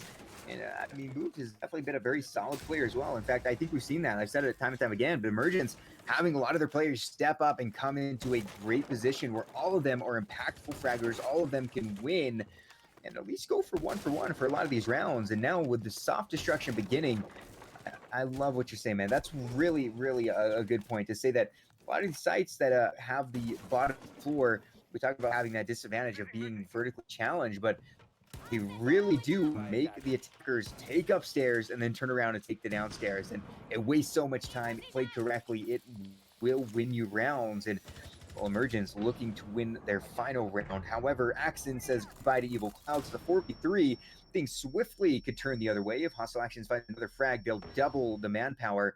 But Sonafin, Ban, and Goria, very impactful fraggers. Almost 30 kills between the two of them, 27 to be exact. And they're looking deadly, but so is the remaining team. Goria finds death to Axon. A beautiful shot with the M762. 24 seconds to go. Ben needs to clutch this up alongside Senna Finn. They got to do a whole lot.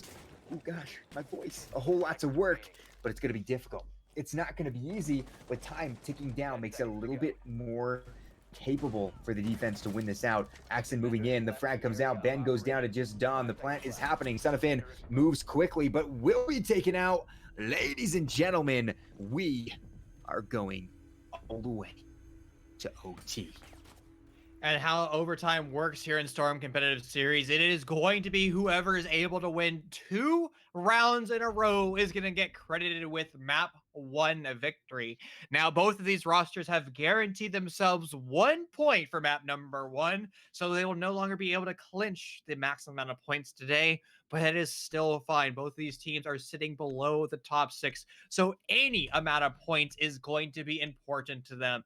And the team that starts on defense first, and well, technically could have the most defense, might be the roster to win because the snowball effect. It's not like a traditional overtime where you only have 3 rounds. So one team is going to have 2 rounds of attack, and the other team is going to have 2 rounds of defense. And the team that has the 2 rounds of defense tends to win most of those overtimes. But here, it is going to be a little bit different, where you have to win, again, 2 rounds in a row, but still, there's a higher likelihood of winning the entire series when you start on defense in OT. It's very true. I mean, I do like the infinite overtime because it does make it so if a team wins on the defense, they have to turn around and win on the attack, or it'll just keep going forever and ever. But it is still the case that if you're on defense more, you'll have more opportunities to win and set yourself up to take the dub.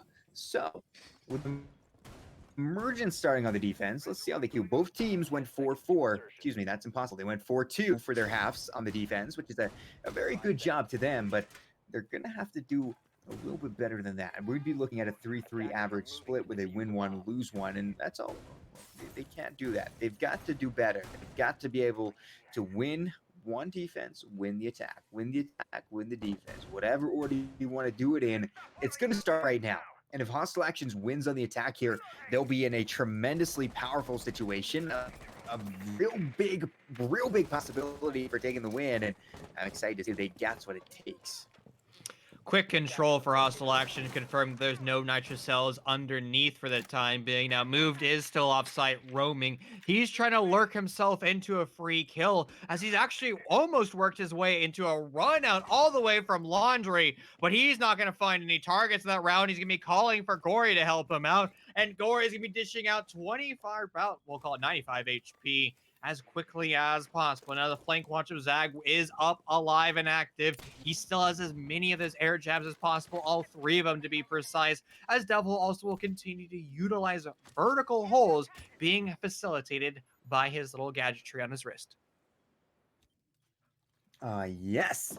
Zag looking real low on the HP. Zag, a power player here, looks deadly in a lot of these rounds, but once again, both teams have started to come into their own. They've caught up kill-wise.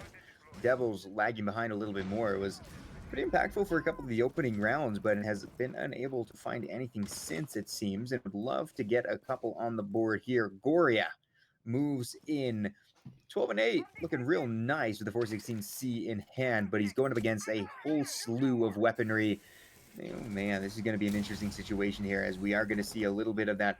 Oh, big hole opened up, nothing denies it, and that's a massive amount of advantage. But Ben says goodbye to Axon. The frag comes out for Emergence. Hostile Actions could be in a little bit of trouble here. Zag solo in HP with a minute to go. This is a good situation for Emergence to be in, but it continues to go that way. 1A rings out, takes down Devils. More as Ben and Moo take 2 of their own. It's all Zag in a 1v5 ace clutch situation. A single bullet will kill his dream of a 2-round overtime here. And well, Chief, it doesn't look too good for our Nomad.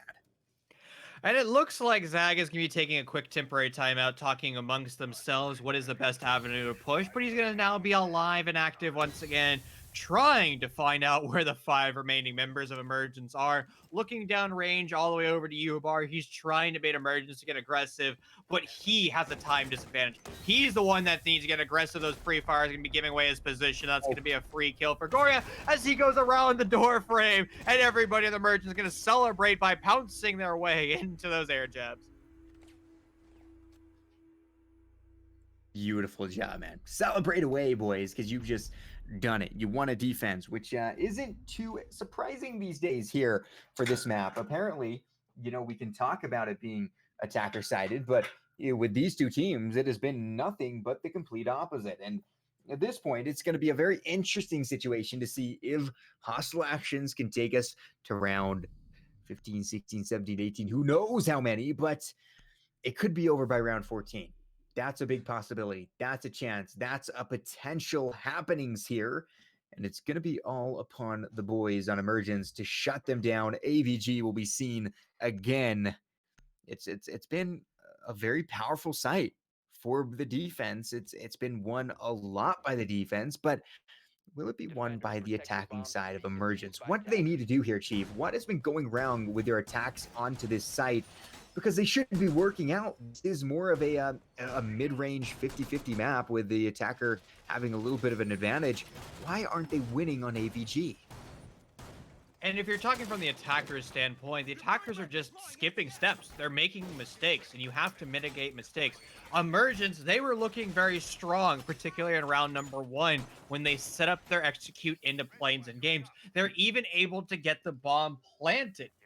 What happens after that, though? They just start again, make mistakes. They didn't have a good understanding of the remainder members of Hostile Action, where they weren't able to move into their post-plant positioning the way they wanted to because they didn't have that information and they didn't set up crossfires. Now, Hostile Action basically made the same mistakes, but instead of doing the traditional execute north to south, they do a very linear execute all the way from the south, where you still don't have enough crossfires. So it's the attacking team that is able to bully their way into the bomb site and utilize them as many crossfires as possible is going to be the attacking roster that wins in overtime.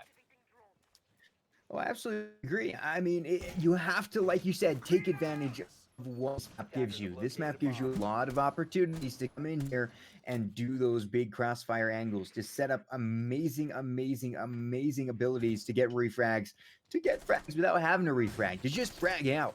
But the attacking teams have been unable to do so, and it's going to have to change here on the backs of Emergence to win us out in round 14. Very big one stands here as Hostile Actions want to keep their dream alive of taking the win. Like you said, they can no longer take the total amount of points, the maximum amount of points, but they can still take quite a few. They win out here in OT. Ben standing ready. 17-9 has come alive here, but it's going to be Axon dead to Son of Finn. Just kidding. It's Axon killing Son of Finn. I read it backwards. I'm like writing all sorts of crazy things here, man. But that dude is dead, and at this point, things could go well for Hostile Actions with 1:27 on the board.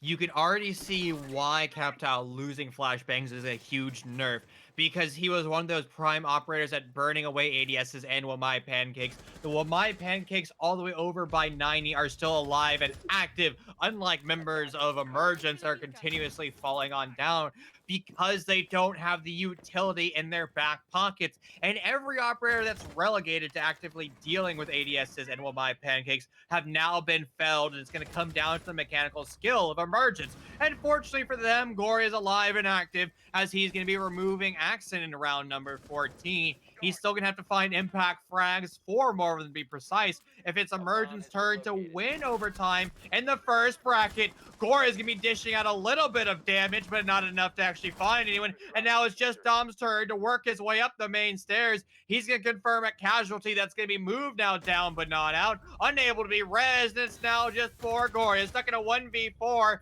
Everybody in Hustle Action is gonna be looking the wrong way, and that's gonna be a free kill for Goria as he makes it now too. He's gonna have to go for the clutch ace. His Toxic Babe is gonna be choking himself away, unable to entry through the doors. Question marks rain through the Twitch chat. What will Goria be able to do? Pushing straight to smoke. He's gonna hear the audio cue of 1 pushing all the way up, but unable to land the shots. Down but not out, and finished off by Devil. Beautiful job, man. It has been an impenetrable fortress for the defense here. They've been holding it like legends and continue to do so.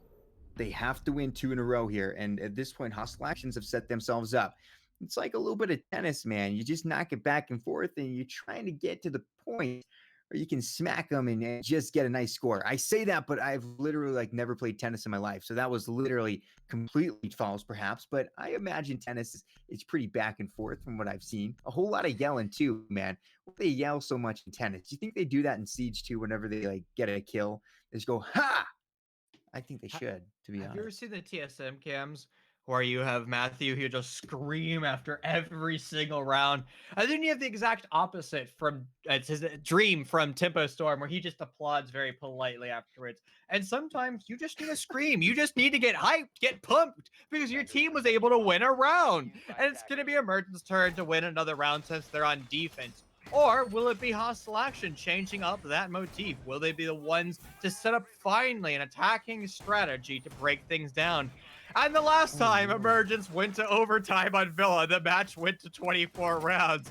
And well, that is the second longest game of competitive Rainbow Six Siege that is spanning all the way from T1 down to T3. And also in that series, Goria was able to reset the kill record to 34. Goria is a legendary boy here, and he's starting to catch up to Ben. A lot of fraggers on this team. Fortunately, the fragging power alone has not been enough to secure the win on round 14. Hostile Actions fight back, and if we look at Hostile Actions, these guys are warming up. These guys are very, very, very well spread with their kills. 12, 11, 9, 9, 5. Not bad at all. Very, very good. With the positivity of them, only 2 of the 5 are going positive with 12-12 and 11-10.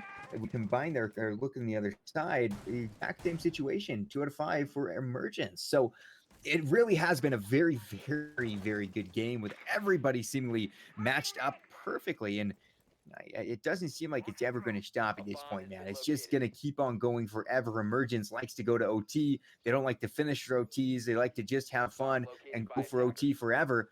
Who won, by the way, in that 24-round slaughter fest? Honestly, off the top of my head, I can't remember. I still have some, it was Redux that won it. That was the unfortunate thing. And well, Nitro Cells will be placed in the floor. And speaking about them being unfortunate, they're going to be destroyed like Ben's shield. And this might be the change that Hostile Action needed. Getting control of the first floor and being able to destroy the majority of the Emergence utility more or less for free before the halfway part even eclipsed. That is the biggest change, the time efficiency from Hostile Actions. Now, they still have to actively deal with the second floor because the bomb site that they've cleared out isn't anywhere close to that. And once again, Hostile Actions wants to set up a very linear push. You gotta be able to set up the linear push, man. It's just, it's important at times to be able to push one direction, but I personally am a big fan of people who can push from multiple directions. Sometimes it's good to know which way, where to go, but Zag gonna die. What was range? Okay, dang boy, that's a sniper rifle right there, taking down the damn Zag. Just down as well will drop as Emergence take a lot, needs an ACOG indeed, and all shotguns should get ACOGs. Just the Bosch G, not good enough. They took it away from the TCSG. How dare they? Goria makes it 2v5. Defense here is ridiculous. It's just ridiculous. It's Devils and Axon who will clutch us up to end it on round number 15, but will they? Will they, though? I don't know. It looks like another flawless round out as Ben finds Axon what on earth is going on here, man? The defensive side of Villa is impenetrable, as the ace clutch will have to come out from our lone sledge player, but the ace clutch will be shut down by a 416C. A gingerbread man with a gun. Very nice skin. Shuts him out, and that's Goria pulling more and more kills to their name. The reason why this map is attacker-sided in Pro League is because the attackers are setting up a full 360-degree crossfire, utilizing all 5 of their teammates and forcing the defenders to fight a multi-front assault. But when you do very linear takes, all from the exact same angle, you have maybe 2 crossfires, and they're all through fatal funnels, and the defenders can just play very passively and allow you as the attackers to push straight into the waiting arms of the defense. It is imperative that the attackers change that up and are able to set up multi-angle crossfires. Great use of time starting off by Hostile Action. They burned through the majority of the defenders' utility, but when it went to the actual execute onto the bomb site, they didn't have much other than, well, Father Time against them. Oh man, Father Time is not a happy boy either. He likes to say no to you. You don't get to have fun. Time will bite you in the butt 8 times out of 10, and well, that's 4/5 of the time here. Back we go all the way to the lovely site. It's gonna be downstairs. Can you guess it? It's dining and kitchen, everybody's favorite site, and the reason being is, like you said, if you play correctly, you can make the offense take multiple situations and put themselves into increasingly difficult operations. Here we go. Hostile Actions would have to win this in another one. Emergence, on the other hand, they could just end it here. They could say we're done. Round 16's enough. But will it go their way is a question that remains to be answered at this point. It looks like this might be a full send rush for Emergence. They have a Ying in play. Ash is already bulldozing her way down through the door in Laundry, so it might be a full send, but Limbo seems to be caught wind of something going fishy here, as the M590 is going to start to open up a hatch to the cross angle that the defenders wanted to utilize, and the attackers have to be very careful of this, and it looks like Emergence is going to be changing up their strategy. They don't want a full send rush. And Pulse has also been alerted as well. He knows there's members outside on drones, so it can be a very traditional execute for the time being. But as I say that, Goria always jinxes me as he walks up pantry stairs. Ooh, he walks up, but what will he find? Looking for all sorts of food. Are those yogurts there? Can we one day get a nice close? Those look like little packets or little Yoplait yogurt or something. I don't know, dude. You gotta get a fridge for those, man. What are you guys doing leaving them out? Beautiful shot from Goria takes down Zag. Another will fall to him as I read the future. Limbo and Zag are dead to Goria. And now things falling apart.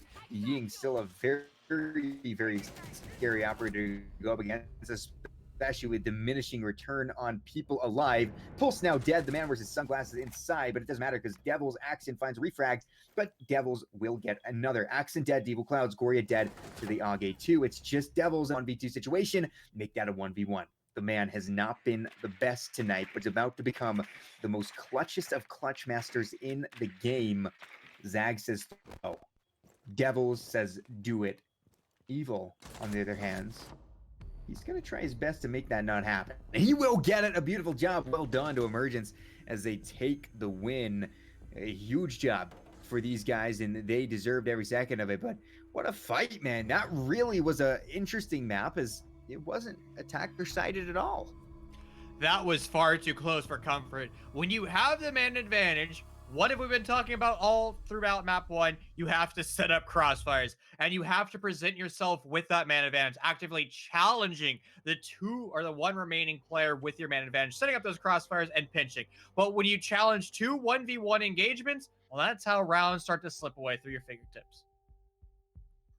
Yeah, guys, I thought that was going to be Hostile Action show there for a minute, but I don't know what it is, but I mean, all the way through the playoffs, Emergence has loved coming back from behind. I mean, we saw it on Oregon during the playoffs with a really clutch moment that Son of Finn had on his own personal stream, and then just consistently, they just keep pulling off these rounds that I don't know how they're pulling them off, and I think it just comes down to, you know, their players have started getting back into the swing of things. I mean, we saw Ben today, who hasn't historically showed up in the first couple weeks, and he absolutely went nuts. And I think he even got more kills than Goria.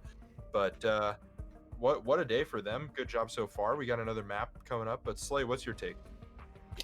A really, really well fought game. Both teams came out. They made hard. If we look back at the notes and what happened, I mean, let's be fair. Emergence came out swinging every single round. Of the 12 initial, just in regulations, we saw 10 rounds with the opening kill go to Emergence. So they set themselves up very nice, but Hostile Actions, time and time again, were able to bring that back. We saw 4 in a row go to each team. And so it was just a very, very interesting back and forth matchup. And at the end of the day, in overtime, there's going to come a point where you get a little bit fatigued, you slip up one round, and as soon as Hostile Action slipped up, Emergence was ready to pounce on that. They read the mistake, and off the backs of some great players, they took the win. Yeah, guys. Well, I appreciate everything you've done so far. We're going to give you guys a little bit of a break here. It's going to be a shorter analyst test just because we're running a bit long today overall. But we'll have you guys back here in a minute for Kafe Dostoevsky. But Smit, my friend, let's see how luscious your hair is looking today, good sir. How are you? I washed my hair today. Thank you. Thank you. Awesome. Look at it. Oh. It actually looks really nice. I'm actually impressed. Man, the jiggle physics on your hair is actually really impressive. Can we see that one more time for the people in the back? All right. And I just want you to know, wearing these HyperX headset, it doesn't fall off even if I do this. Hey, look at that. So I mean, buy one. I mean, if you headbang and you wear headphones while headbanging, obviously you gotta get something that won't fall off your head. And I mean, they're comfortable too, man. Like I was gonna say, these things weigh like barely anything. It is so nice. So, but in any case, talking about so nice, we got this game that was just a beauty to watch here. I mean, it almost went to infinite overtime again. It really did, I guess I could say. But I predicted this is gonna happen, but let me just say that I ain't gonna sleep on Hostile Actions anymore. I thought their last victory was just a fluke that they just had, but they really watching them. They really earn just they really earned this victory, or not victory, but this close game. Like it was really well done. The only reason they even lost is just because they lost their gunfights, and in round 13, like in overtime, the only reason they lost the flank watch lost a gunfight, and Vigil was able to get 2 kills off the attack. And then Emergence just flawless the heck out of them. Though I was impressed with the fact that they had main stairs control at 1 minute and 46 seconds. So that was really nice to see. And then round 15, another Emergence defense, which Emergence also flawless again. Son of Finn killed Nomad with 1 air jab, and the first 2 people to die in an attack was Thermite and Nomad. So that's not something you want to see, especially if you're attacking. That's your flank watch, and that's your hard breach. That's terrible. That is absolutely terrible. But Emergence, they definitely played well. I was actually expecting in the first half, in the first split, I was expecting to see Hostile Actions win, but Emergence really pulled through, and you can see. I mean, Ben, I think he was like what 7-1 or 7-2, something like that in his whatchamacallits, in his opening deaths or opening kills and opening deaths. He really performed as far as the entry fragger goes. And Axon, he was down in the dumps when it comes to entry fragging. He was like, what? Hold on. Let me count real quick. 1, Okay. 2, 3, 4, 5, 6, 7. 7 times. I might be missing a little bit, but 7 times he has been to opening death, and I think he got 3 or 2 opening kills. That I mean, honestly, Axon kind of reminded me of Defiance, because he not because he was he was so negative as far as the entry goes. It was just so he was like so much more involved with the entry, so to speak. Okay, yeah, that's a good take, I would say. I think that might be one of the reasons that Hostile Actions actually, ended up not winning this game, is they were losing a couple gunfights that were critical, I guess, including those opening frags. But in any case, I had originally said that like you mentioned as well, that I thought Hostile Actions was going to take this one. I even made a comment about how the Kings were dethroned, that Emergence was sort of falling out of that, but they proved me wrong. And I think in the previous weeks, it was Goria's show, you know, and Goria's world, and we were all just living in it. But this week, I mean, Ben definitely came up and, you know, reclaimed his own title, I guess you could say. So I'm looking forward to seeing what both of these teams bring to the table for the future. I mean, we do have Kafe still coming up, so.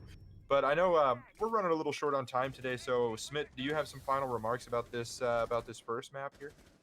Yeah, actually. I mean, you know, Emergence, I know it's a little like, I know Goria is basically the best fragger on Emergence, right? But don't count Emergence out when Goria gets Edu frag, you know? Like they still got it. I mean, there's a reason why Goria is in a team with them. They're good players. Yeah, so don't count Emergence out just because you killed Goria. Don't underestimate your team, your opponent team at all. good point, man. I mean, we got a lot of history to go off with Emergence here, and I think, you know, people were just surprised to see the slow start that they've had. But I think that, you know, if this first match is any indication to go by, if they carry this momentum over and they carry this same sort of mentality, it's going to go really well. Because I think how they ended up getting that many kills and how well they progressed was all due to the fact that they were playing off each other more today. And you can agree or disagree with that, Smith, because obviously you are the analyst and you paid a lot more attention to the like nitty gritty of that stuff. But I think they were playing off each other really well. I mean, which team, right? Which team? Emergence. Emergence. They were. There were some questionable plays. In the first half, they weren't really playing together. Like Emergence in round 6, they were just pushing alone and not really working together. And I mean, I like the fact that Ben was able to kill Pulse, like before even a minute was off the board. And that was like your intel gone. Then Zag pull out with a freaking 4K. That was insane, honestly. But like the only reason why was because Zag was able to punish Emergence from not working together and pushing alone. Yeah, man. So, Well, I'll tell you what, it looks like we're getting a little bit closer to the game here. So, Smith, I'm going to relegate you back to the analyst channel. You know, you get to hang out with Azul and Sleepy for a little while longer, man. I don't know. No, I'm just okay. those guys. I'm making a joke. But in any case, you go have fun down there. We'll get Slay and Chief back up in here to talk a little bit about Kafe before we head in. But hopefully Emergence, I know in their comms, they are hoping that they can continue how they were playing those last couple rounds to start everything off. So, Slay. Oh, Slay is actually... Is he gone? No, he's there. Oh my god, he was like a ghost. He was sitting there the whole time. You scared me, dude. I thought you were gone. Like when you have your head tilted down like this, like when you're looking down, your hair blended in so well. Oh my lord. No Slay to be seen. I can't see the Slay. And there's no Chief either. There's a Chief hiding. You don't see me. Oh no, you really don't see us anymore. The producers are trolling us. Is it a solo cast or you? Oh, welcome back. Oh, we're here. Okay. Oh man, all right. But what do you guys think is gonna happen on Kafe here? I mean, obviously that had the potential to go the distance he had to get. What is that? What? Slay, what on earth? Like you is that sound tiling? You're muted, man. I mean, if you're talking, I have no idea what you're talking about. He's muted right now. Bro, I was explaining the whole time. I was like, these guys are dumb. They don't understand what I'm saying. Turns out I was a dumb one. These are lights, man. They're gonna go on my wall and make it all pretty. I thought you were miming with us or whatever. You know, you're trying to like interpret actions instead of words.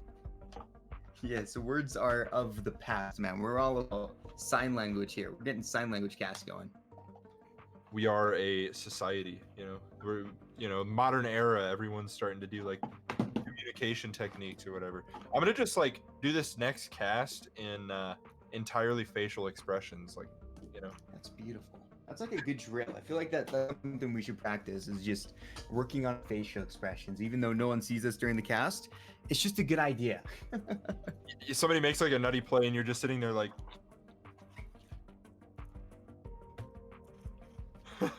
poggers. All right, well, in any case, y'all have fun doing that. I'm gonna relegate myself back to off cam yet again. I'm gonna get to sit here in the back seat and you know, talk about both these teams, but you guys get to do it live, so have fun. Ooh, it's always fun to slay Zilla over here. And well, we're gonna be going over to Kafe at least momentarily. And what are we expecting for the ban phase? Probably the bog standard. Usually Thatcher instantaneously remove, couple that with, well, some deviations. There's been a lot of Capital bans trying to nerf pixel play as much as possible. I guess buff pixel play, nerf the attackers dealing with pixel. We've also seen some hard breachers removed, particularly the newest addition to the Siege hard breaching scene. That is Ace. As good luck, have fun. Part 2 start to roll through chat. GLHF, baby. It's all what we do here. We like to have fun. We like to have good luck. We like to do all the good things. And I'm excited, man. I mean, this is a big map. These guys both won it, but for one of them, they won it a little bit more. And at this point, Hostile Actions need to be able to come out here and perform well. Look at that. It's a Thatcher ban. That's new. Is he a new operator around here? Did he come in with 0? You know, I've never what's his seen deal? Thatcher before in my life. I've never seen him banned before. He must be this, brand new operator because I've never once seen him in competitive play. So that explains it. And while Capital, we were talking about him being kind of a standardish ban because you want to make Pixel as strong as possible. And the operator that spews fire from its fire bolts is definitely not a fun time when you're sitting behind a metal deployable shield. So Capital no longer a factor, even though he technically has been nerfed dealing with the current meta, because he can't be throwing his flashbangs down range, and also Malusi. So I just thought of the best idea for a new defender op, and it's so you know how like Nomad has her air jabs? You've got a defender who can put like an oil slick down, and if a rush comes in, they just slip and slide all the way around. Or it's like water, and if you electrify it, they take damage as they slip inside. It'd be great. I would love to see it. It's Wamai for the final ban. Now, since you're pitching operator ideas, let me pitch my own operator ideas. So we have Wamai in play, we have a Jaeger in play. That's all fine and dandy. But the defenders have their own utility consumption simulator type meta, where they're throwing impact grenades, they're throwing nitro cells and Valkyrie cams and a plethora of other utility. What happens if there's an attacker that functioned very similar to Jaeger or Wamai, and where that utility would be grabbed in mid-air and destroyed? Think about how you would defend bank basement back in the day. You would throw everything and the kitchen sink at the poor planter thermite as he'd be trying to dodge explosive devices. You'd be throwing impact grenades down range. You'd be throwing your nitro cells down range. And you'd be also throwing, maybe a giant brick if you had that, because that was the only thing you had left. If there was an operator shut down that meta, that could change the name of the game. And even here, imagine that you're trying to deal with nitro cell bonanza, and if you're able to put like a trophy system style gadget in to destroy that and nerf that meta just slightly, that could change how attackers would deal with map control. I like it. Very, very interesting indeed. I think it's pretty cool, and I would like to see that, man. That would be always fun.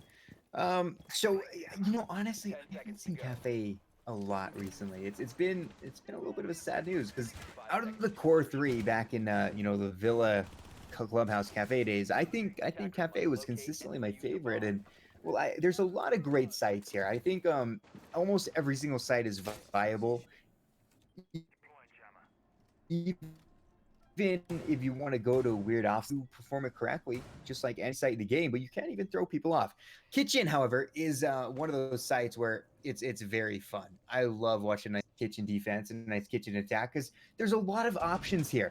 There are 3 floors. There's no basement here, which always threw me off back in my early days of casting. Kitchen was always in the basement for me, but no. It's just the first floor. There's a lot of great verticality that could come out from this map, and I'm excited to see how the teams will use it. Talking of that, moved all the way upstairs. He's chilling by the cigars, and he might be droned out quite quickly if he's not careful, but luckily for him, a little bit of a Mazba is going to protect him from that pesky drone. I'm hoping Hostile Action has VOD reviewed Emergence on this map, because Moved has been in this exact same position every time he plays this map, and Moved won't be the first casualty to be actually been. And there he is! Moved does it every single time he plays Kafe, and Hostile Action will not punish him. It is absolutely imperative that you understand your opponents when you go to a map, especially a map they like. A huge oversight inside of Hostile Action is going to cost them one of their best players, and Gore is going to allow him to retreat into the waiting arms of Limbo, who's going to be unable to confirm that frag. Beautiful job here. The advantage swings the way of Emergence now. They lost Ben 10, but Goria still alive. Not well, but alive, and that's the important thing. Around 30 HP to his name. The poor Jaeger player got to be careful, but you took an Ashtan, you got Zofia down. Two very good entry fraggers off as a board. They got to worry about a little bit of a Nomad. Nice little ace and a Bakiwaki ready to go as well. The C8, a phenomenal weapon. The RX200, another one of my faves. And well, the AK-12 is just solid. It really is. So let's see how it's going to go with less than a minute now. Things are going to heat up. They have to heat up if Hostile Actions want to have a chance to win this round. And I think they do want a chance. I think they want a real good chance here. And Devil says we do indeed. Moved will drop a beautiful kill onto the K1A wielding Vigil. And now with 40 seconds to go, this could honestly go either way. But Goria with low HP, doesn't matter because Devils is now on the ground. If he's rezzed, he'll be lower than Goria. And looks like Just Dom is here for the rescue. 25 seconds to go. The attackers need to start to leave the second floor, pushing their way down to the first, but have they pushed away the defenders of their hidey holes? That's going to the question that Hostile Action is going to have to learn out the hard way. Goria is going to find one. What was left of Devil's going to now be finished off as Ace opens up Meat Locker. As soon as those Selmas are finished detonating, it's going to be a full send rush. Here it goes on through. The AK-12 is going to go for a pre-fire. Goria is going to be down but not out. But all of a sudden, the planter is going to be finished from downtown. A phenomenal hold by Emergence, but their off-site pressure almost caught them the round. Moved overstayed his welcome, and Move was killed for free. Move needs to understand that he's already done his job getting a perfect kill. That was definitely something that should not have gone his way. He should have retreated down to the first floor and just played his life better. Unfortunate, man. It really does happen to the best of us. And, well, it's going to be a nice win for EMG coming out on round number 1. They're starting off good here. You know, Kafe is a very contested map when it comes to how it is. I've heard a lot of people say it's defender-sided. I've heard a lot of people say it's more even. I've heard a lot of things about Kafe, but I mean, honestly, it seems to be more and more of a case-by-case basis. We say Villa was attacker-sided, and the defense reigned supreme, and it's going to be interesting to see how this one goes out. But that being said, there are maps that have inherent advantages to the offense. Chief, what are some inherent advantages that a map might give to the offense over the defense? Long angles are probably the best bet, right? If you have an ACOG and a gun that does more damage over range, you're going to try to abuse those power positions as long as possible. That's why we tend to see people with LMGs looking at you, Mr. Maestro, playing Heaven upstairs and trying to challenge the new drop. Because if you're trying to utilize an MPX at that range, it is a pea shooter. It's going to take about 7 bullets to kill that individual compared to the 4 of the LMG. So the defenders can also play into that meta. And also, crossfires from downtown are also going to be in favor of the attackers because their guns do more damage and you have to have less bullets to kill. Indeed. It really is a good point there, because the advantage of the sight on a lot of these defenders are not the case. They don't have great zooms. And when they do, they're not on the most powerful of weapons. Right now, the only ACOG on the defense, I believe, is with the Bosch T. Correct. The only 2.0 sight on a automatic weapon is on the MP5 with Rook, and just with Rook. So they really do lack when it comes to holding long angles as successfully as they were back in the old days of, well, ACOGs being the legendary death to all attackers who dare move in. So it does give an advantage, especially now more than ever, to attackers who can really conform and use those angles to their advantage. That being said, there is a little more of a mid-range sight with 1.5. Do you think that's changed a lot of how the defense can work? Can they be a little bit more flexible? But does that also work the same with the attack? Is that kind of a buff for both sides? Or do you think the sights add more to one side than the other? So the ACOG was very cumbersome because it cut off a lot of your peripheral vision. His Move is going to lose all of his peripheral vision on that SMG-11 Bro denial. And that means reading and feeding is going to be a little bit stronger for the attackers. But to answer your question, they have pros and cons. It's really going to be the opportunity cost of those weapons. And I think the perfect balance is the 1.5 times sight, because you don't lose a lot of peripheral vision, but you still get a decent amount of zoom. But it really comes down to personal preference at the end of the day. So we're going to have to see how the attackers are able to utilize personal preference with their attacking strategies to break down Emergence defense. Ooh, with a minute to go, that personal preference will be coming to shine. Right now, the man advantage does swing to hostile advantages, hostile actions advantage. They've got a nice kill on the board, move dead early as a smoke as well. It's a very nice pick. But Zag taking a lot of damage as well. He's going to have to zigzag his way out of that one. Sketchy pause. And Son of Finn is now going to open up. Could have two TSCSGs on the board. We'll only have one with Evil Clouds, who prepares a nice little C4 yeetage. Might find, might not. But a lot of smoke happening. Big shot from Devils. Takes down Goria. Now it's a 5v3. Devils on the doubles. Takes down Ben as well. Things falling apart for Emergence as now the plan is being attempted by Zag. C4 up won't be finding nobodies as it's just these guys here. TCSG finds Zag, but they're going to have to find a lot more in a post-plan situation with 40 seconds on the board. Son of Finn, you're going to have to come alive, Son of Finn. You're going to have to go hard, Son of Finn. But no, dropped from the C8, the triple kill from Devils. He wants more. He begs for more, and this round is all but over. His time is hemorrhaging so quickly. It would be a miraculous play from Evil Clouds to win it out, and would be one off the backs of like 18 mistakes coming from hostile actions. This round is all in the books. It's going to be tied up 1-1 within 15 seconds. And Evil Clouds are going to concede this round, understanding that he won't be able to execute in a 1v4. He might get a consolation prize with his TCSG. He will get the down on Ash, confirm it with his pistol, but it's just going to be padding his stats as he wants to stay 2-0 flawless in the first two rounds, at least for his score line, but Emergence will not be going flawless. They were doing everything right. They were playing vertical destruction with their TCSGs, relying on their nitro cells, but they were overextending their welcomes once again. They're playing far too passive and losing smoke and move early on. He should have been back towards the reading site and yeeting, as you love to say, those toxic babes from downtown. Ooh, gotta yeet them, baby. So back to reading, we will go.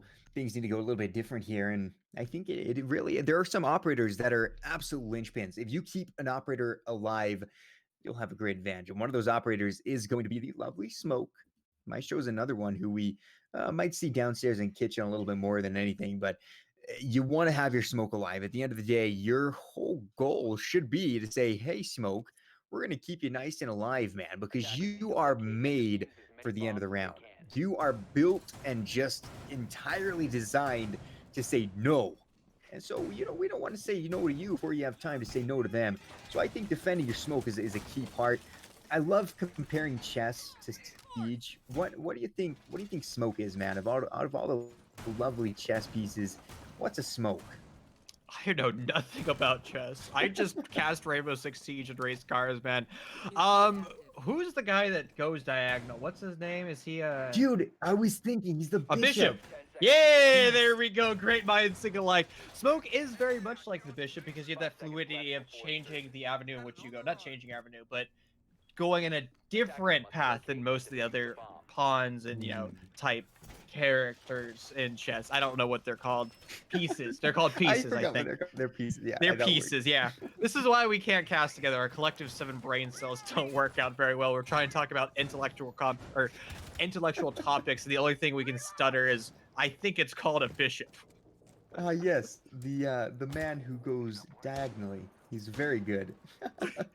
I remember, so when I was little, my mom made me join a chess club, and my mom had banned the word fire. Time out on the chess, dude. It's a full sin. Let's go for the rush to the bomb side. The bomb's gonna be planted down. Nobody in Emergence seems to answer back, but hostile action is gonna suddenly start to crumble. Their unbridled aggression is gonna cost them their life. The bomb is now surrendered over in reading room. The drones are providing information. The avenue was paved, but it's gonna be completely nuked into oblivion. Now the bomb is going to be once again reattempted by Limbo. He's going to be teasing away the defenders, trying to show them that the bomb is still actively in the hands of actively in the hands of hostile actions. The Devil's going to find a kill. A nice crossover being established. Indeed. So Rush could have gone a little bit better here, and it won't go as well as they wanted to. Goria shutting down Limbo. Now it's just Devils in a 1v2. Could win it out. Devils definitely a capable fragger with a 5-1. Make that a 6. Maybe not. Maybe not. I thought he had it, but now he's having to reload. This is a bad situation. The M590 from the floor will take him out. What a great job. The Rush can work sometimes, but sometimes you get shut down. You have to have everything just go almost perfectly to get those opening kills. To get the plant down is such an important thing as well. To be able to put the pressure on the defense, because as soon as you put the plant down, all of a sudden the time that is you're looking at you as the attacker is looking at them and it's saying, hey, do something. And well, they didn't do it. They didn't get it done. That's another great round to Emergence. A beautiful job for the defense to shut down the early rush, and they take a nice round win because of it. Heading now back downstairs to Kitchen. So far, we've avoided going upstairs at all. And why do you think that is?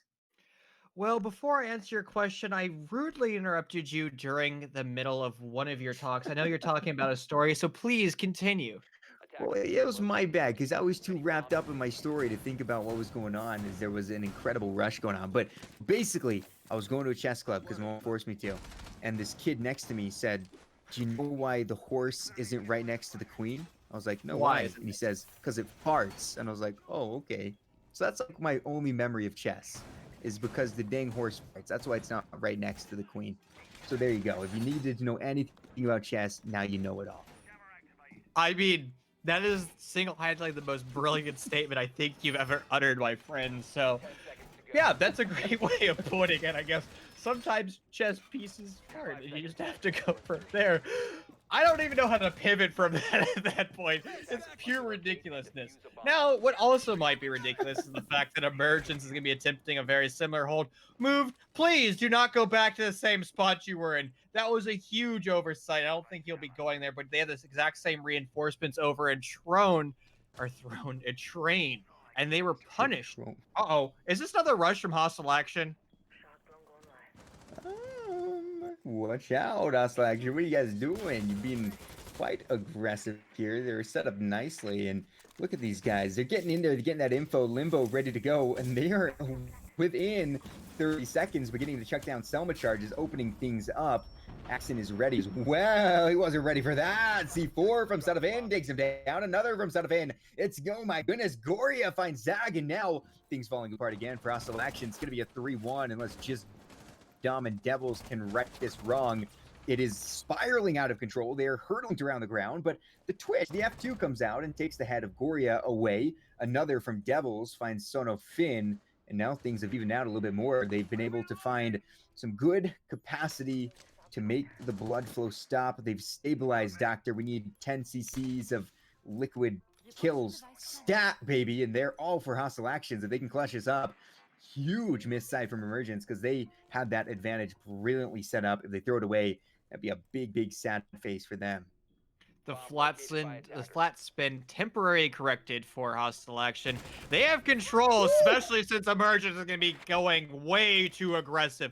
What started at a 4-2 split in round number 4 is going to go back to an equal man count. This round is starting to slip away through the fingers of Emergence now as they have to play the clock. That is their biggest friend. They have to pay off Father Time. A utility dump over in Java is going to fully turn move screen into white, and it's going to be even more of a dump as Devil's going to work his way on through, confirming the kill under Evil Clouds. Now Move is going to have to do another miraculous play. He's been in this situation before. Shots exchange, but the 180 crossover might be too oppressive. The bomb's going to go down. A nice flick of the wrist for Move is going to finish up Devil as now the diffusers surrender over on the other side of the map.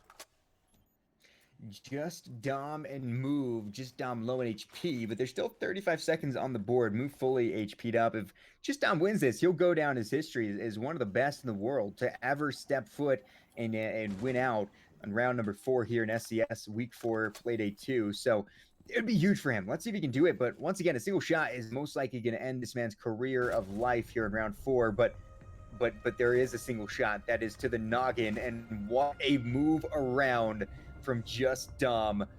Brilliantly placed. That should have been Emergence round 100%, but Hostile Action is like, here's a little treat. Nope, we take it away from you. Slap, we take the dub on round 4, and that was huge. Those guys did so much work, and the ARX 200 at the end of the night won it all for them. Emergence is a team that has really strong fraggers in that roster, and sometimes you need to put a leash on those fraggers.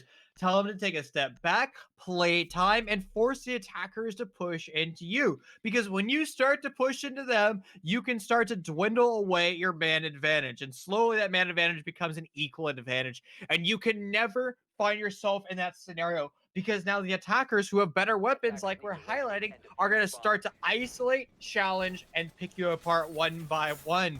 And it was for open season for the members of Emergence as soon as they, well, found themselves in that huge advantage. You're talking about kitchen, man. I know we've talked about Master Chef in the past before. So my girlfriend and I decided to make eggs Benedict. It was my first time ever poaching a dang egg, and I gotta say, man, it's a very easy process. I was impressed with how you just like swirl the water around, pour the egg in, and it turns into this beautiful nugget of deliciousness. One of the easiest things I've ever done in my life, and quite honestly, I'm going on for season whatever we're on now for Master Chef, and I'm excited for you guys to watch me there. It's gonna be real fun. Chef Ramsay's gonna be like, "What a shame," because that's what he always says, and it's always disheartening. No, I think he's just going to call you an idiot sandwich. That's my favorite. I love that. What are you? An idiot sandwich. And honestly, What sometimes are you? you do the accent much better than I. And honestly, sometimes I feel that's how my 3 brain cells work. They're just an idiot sandwich. And I think the bigger question is, I think we all know hot dogs are truly the sandwich, as Goria is going to be sandwiched between an opening of the breach as he's forced to rotate away.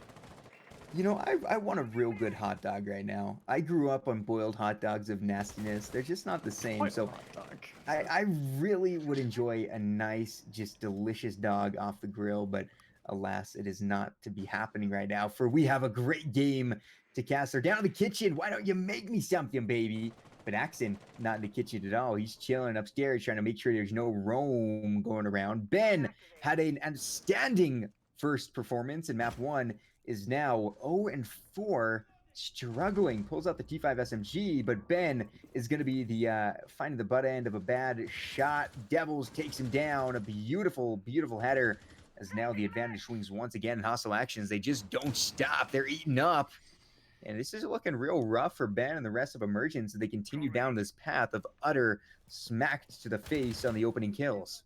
Once again, Emergence's unbridled aggression is going to cost them 2 of their best fraggers' lives, and now it is going to be on the head of and the shoulders of Goria as he's working his way up the red stairs. Once again, Emergence is going to triple down on their strategy of getting aggressive. It hasn't worked out well for them at all, and you can see Devil, who's already on 10 kills in the first 4 rounds, is looking to make even more frags. But Ben's going to think better, or Gory's going to think better about his life, changing up his path, retreating back down to the first floor, and joining his teammates in a final stand and holding of the Alamo. Oh, yes, the Alamo will be held down in Texas. Quite the story. Something about, what's his name? Santa Ana, something? I don't remember. I watched the movie once. Pretty cool. But at this point, it is the defense holding on desperately. They have thinning ranks, and they might be thinning even more as a shot goes the other way. Oh, what a job. It's going to be Goria taking down Devils. The man should have been dead to the CA, but he says, no death for me. I am the one who knocks, and he's knocking right now.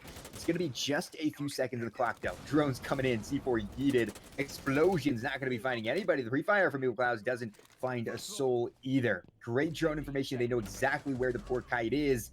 He's in a bad one. Goria finds another, evens it out at 3-3, but there it is. Just Dom takes down Goria. Another comes out. The kite will drop to Axon. Plant going down from Zag, and Just Dom shuts down the Finn for a beautiful, beautiful execute. Got a little sketchy, but they stayed calm, they stayed composed, and they worked their way out of what could have been a huge comeback from Goria and the gang.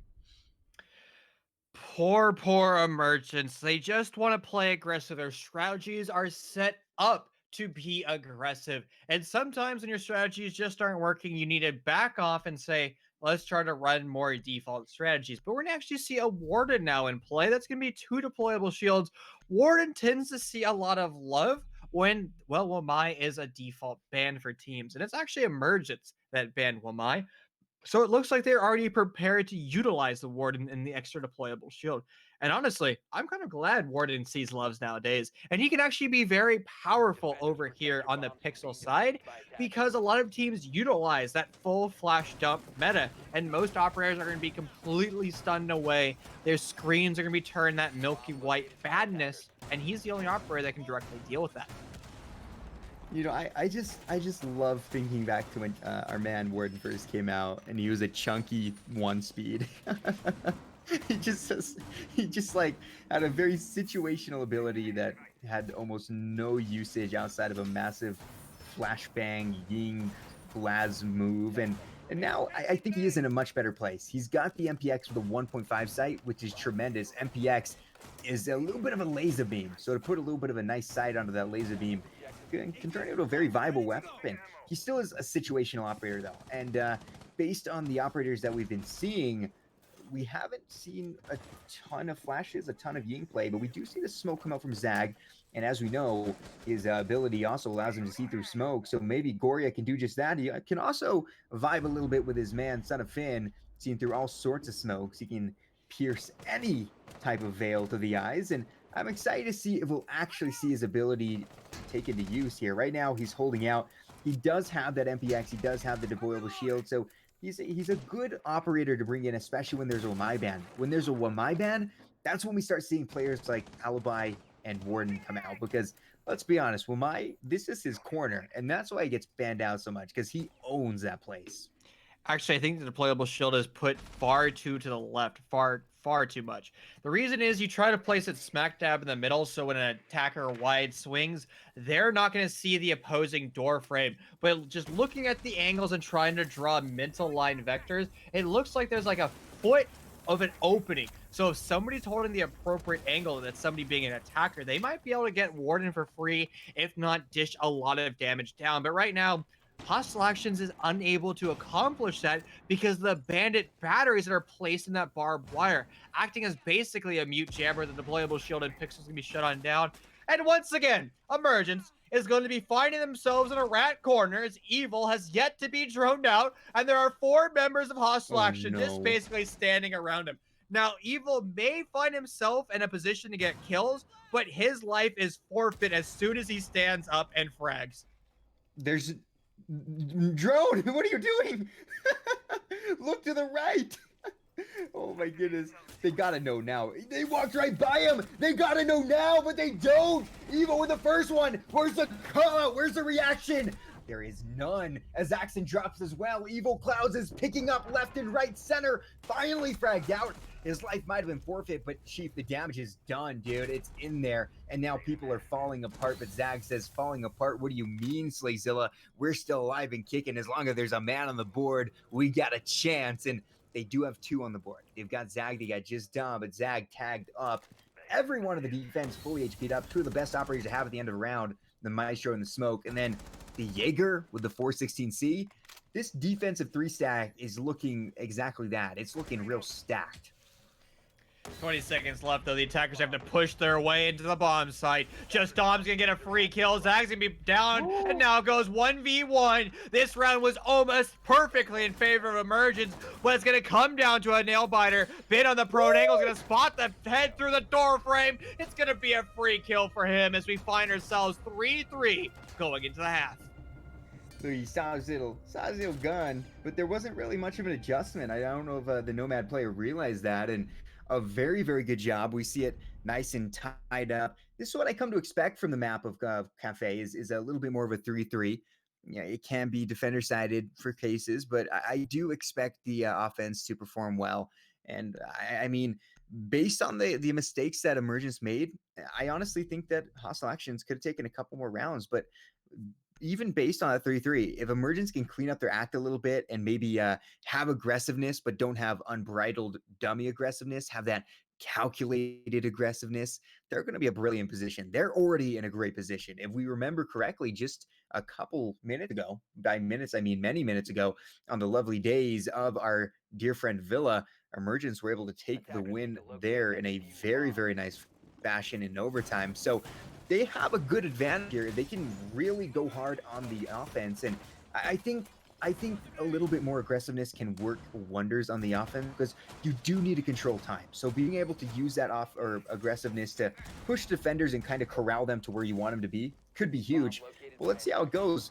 We've only seen bar ones, and this is going to be the second time we've seen it, and it's like 5 rounds without bar, and finally we get a little bar action.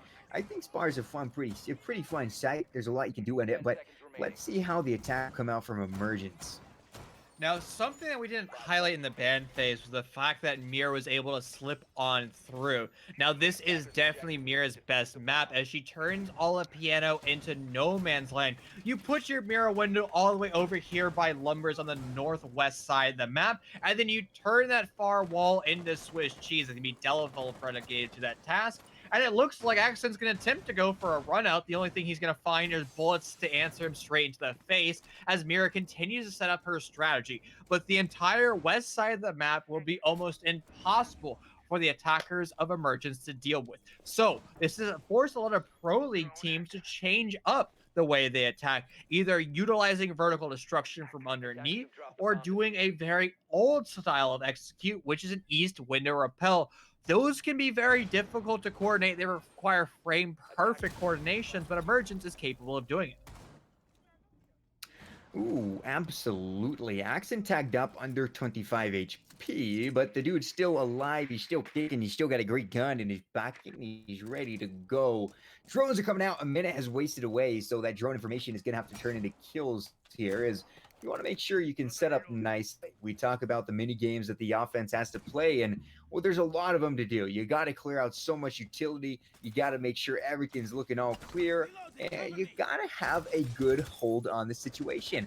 Now, the good thing about an attack on the bar is you can usually get in and try to take a little bit of that piano control quite easily. You can push in. There's going to be a shield you have to take out, but once you do that, you've got a good section of the map control.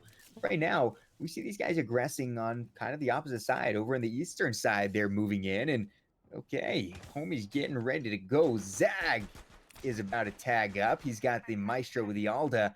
81 rounds ready to burn people away. But there's only a minute to go at this point, and with fire finally beginning to explode, it's going to be the first frag from Evil Clouds. Just Dom falls. No refrag within the first couple of seconds. Let's see if it's going to happen. Axon now on the ground as well, but a good frag from Devils takes down Ben. Axon's still savable, but it's unlikely unless he's in a good position to be picked up. There goes the rotate from top of Lumber to res out Axon. And Axon's going to be the exact same position he was earlier. He was on 20 HP. Now he's back to 20 HP. But the most important thing is he still has a gun alive and active. He is going to be the one relegated to the task of holding down that mirror window. Couple that with Delvo on his pocket mirror window, which is the new deployable shield. Sending Toxic Babes all the way to the receiving end of the attackers. Limbo is going to stop down the movement of move. Now it's Goria's turn to walk on through. The M762 is going to find 3 kills, pistol in hand. It's going to be a quad in the round for Emergence. Goria's just better, unable to stop him. 1, 2, 3, 4, line him up. Dude. That was insane. Goria, what are you doing? He literally walked directly past the sight of the mirror. The mirror window looked right at him. They were watching him, swings through, finds 1, finds 2, finds 3, switches to the sidearm, and finds 4. Goria is cracked out of his dang mind. It's not fair, dude. You can't do that stuff with Zofia, man. You gotta chill. But they don't chill. That's their thing. They like to say no chill for you. And well, they're gonna be getting ready to attack onto Kitchen. Let's see if they are going to be able to do a good job of it. Look at the kills right now. Devils is having the game of his life, looking real good, 11-6. But a lot of the guys over in Emergence are looking very, very capable to their own rights. It's Goria. Goria is always kind of like the initial, I don't know, he's like the spark plug for this team. He gets them going. He's always there. He's always capable. And eventually he's going to die, but he puts his team in great positions. And as long as the team can follow through, Emergence just has such a phenomenal roster, and they just jive together so well. Hostile Actions are going to be hard-pressed to win this one out, but if anyone can do it, it's Devils right now on the smoke with 11-6, looking deadly. The rest of his team struggling a little bit more, though. The onslaught of Emergence into round number 7 to Bar is going to be forcing Hostile Action to change at their bomb site entirely, going over to Kitchen. And well, the thing is, Hostile Action might not be prepared for the Ying that Evil Clouds is bringing out. Now, Emergence is going to go for a very traditional execute for the time being, utilizing that vertical pressure and walking their way on down. And something Emergence can't rely on is the fact that Goria cannot clutch every single round he's in. So that's a nice thing that Hostile Action's going to wipe their brow with. And look at the utility that's currently being relegated upstairs for Hostile Action. It's a majority of their drone denial simulator upstairs. Yes, it is going to be a little bit of that drone now simulator. And now Goria pushing in will be tagged up immensely, but actually, no, not tagged up at all because Goria is just better. Apparently, Axon will fall. Poor K1A wielding Vigil doesn't land any shots onto the Zolf, and the Zolf takes the win. Advantage once again swings in favor of Emergence. They're looking very good past couple of rounds, and this would be their third in a row here if they take it. That's the most we've seen out of this map. We've seen 2s from each of them, but one more for Emergence would put them in a very good situation, edge them a little bit closer, but just Dom is on the hunt. 6-3 right now with 2.0 KD, looking to extend that even further, but he's got a lot of boys to chew through. Spots the Ying, is playing this very, very carefully, very smart. Beautiful shot. I think Son of Finn was going for the knife there because he just kept running at him. Now the plant is not down, but the diffuser is dropped on the ground, and man, it was like a full scorpion coming out from Vigil there. Emergence has been alerted that there's somebody upstairs still. That is just Dom. He has no hope of rotating away, and Emergence has to deal with him right now if they want to be successful in round number 8. The reinforcement call will be fulfilled as just Dom is going to be finished off by the AK-M or AK-74M.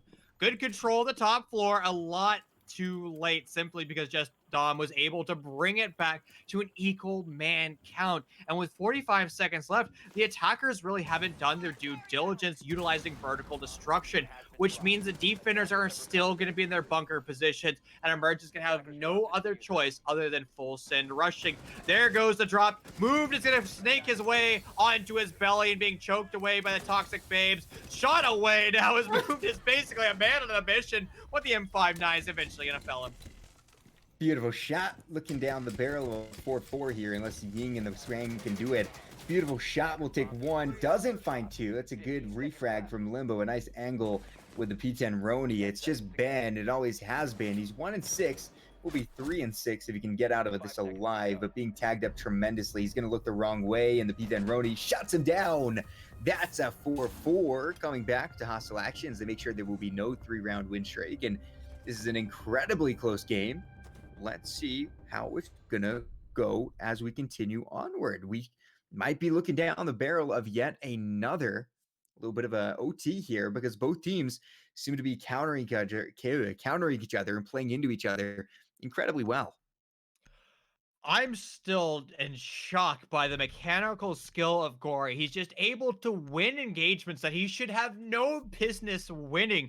And Emergence, they cannot rely on that, and they have to do better with their flank drones. They're struggling with flank drones in map number 1, which was Villa, and they're going to struggle once again. They're not putting flank drones in the staircases like on Villa, and well, you don't have to have somebody necessarily relegated to constantly flipping through the cameras, but you have to do it somewhat consistently because if an attacker or defender shoots away that camera, that's free information saying that there's somebody at least attempting to walk up a staircase.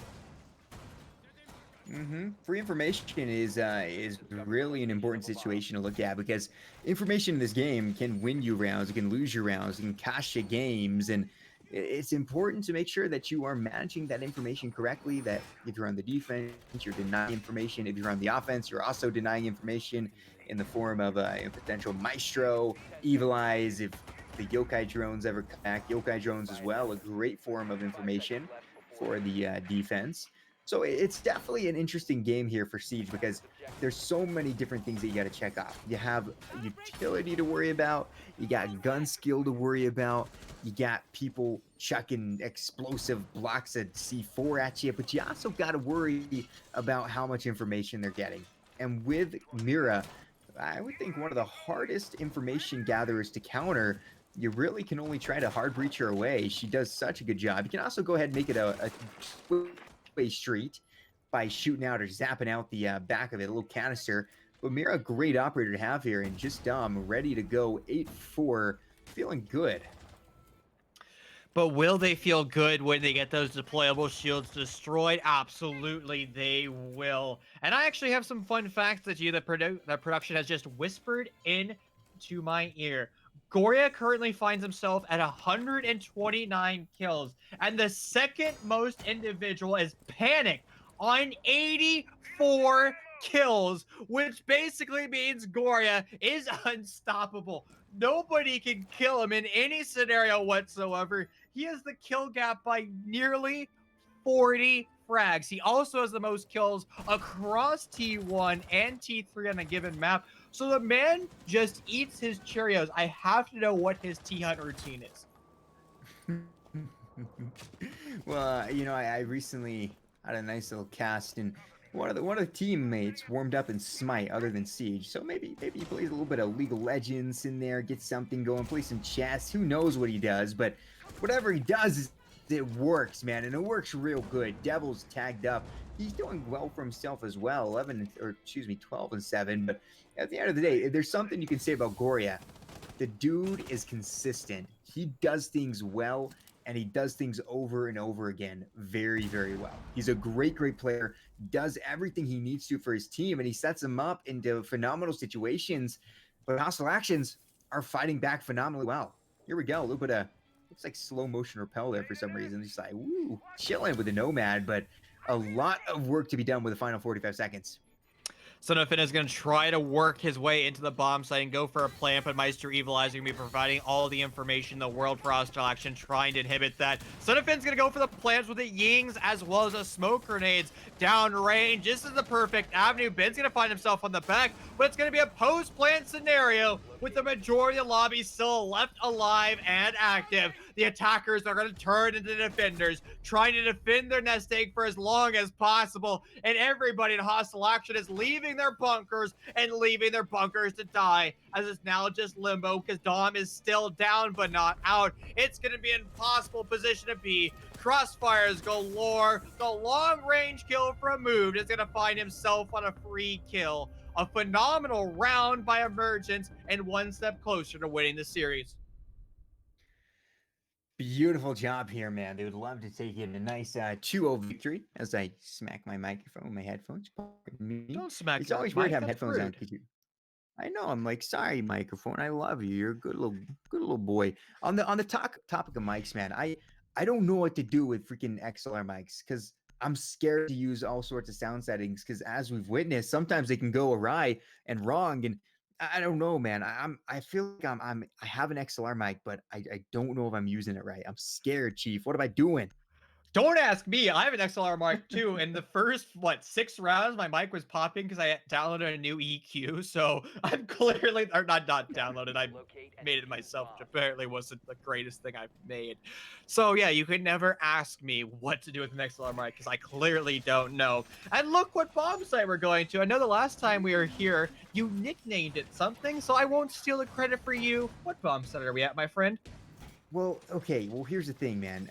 I nicknamed it, but I didn't nickname it. It was actually CDAPS who nicknamed it first. How dare you take credit for poor CDAPS who counts in the first series of the evening?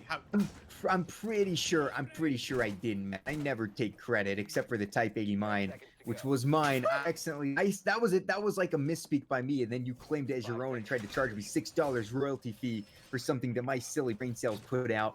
That made me all sorts of sad, but it's read and feed, man. That's what CDAPS would say. I haven't seen the old CDAPS in a while, but he did just cast earlier before me, so he's obviously still around and kicking. What a great guy.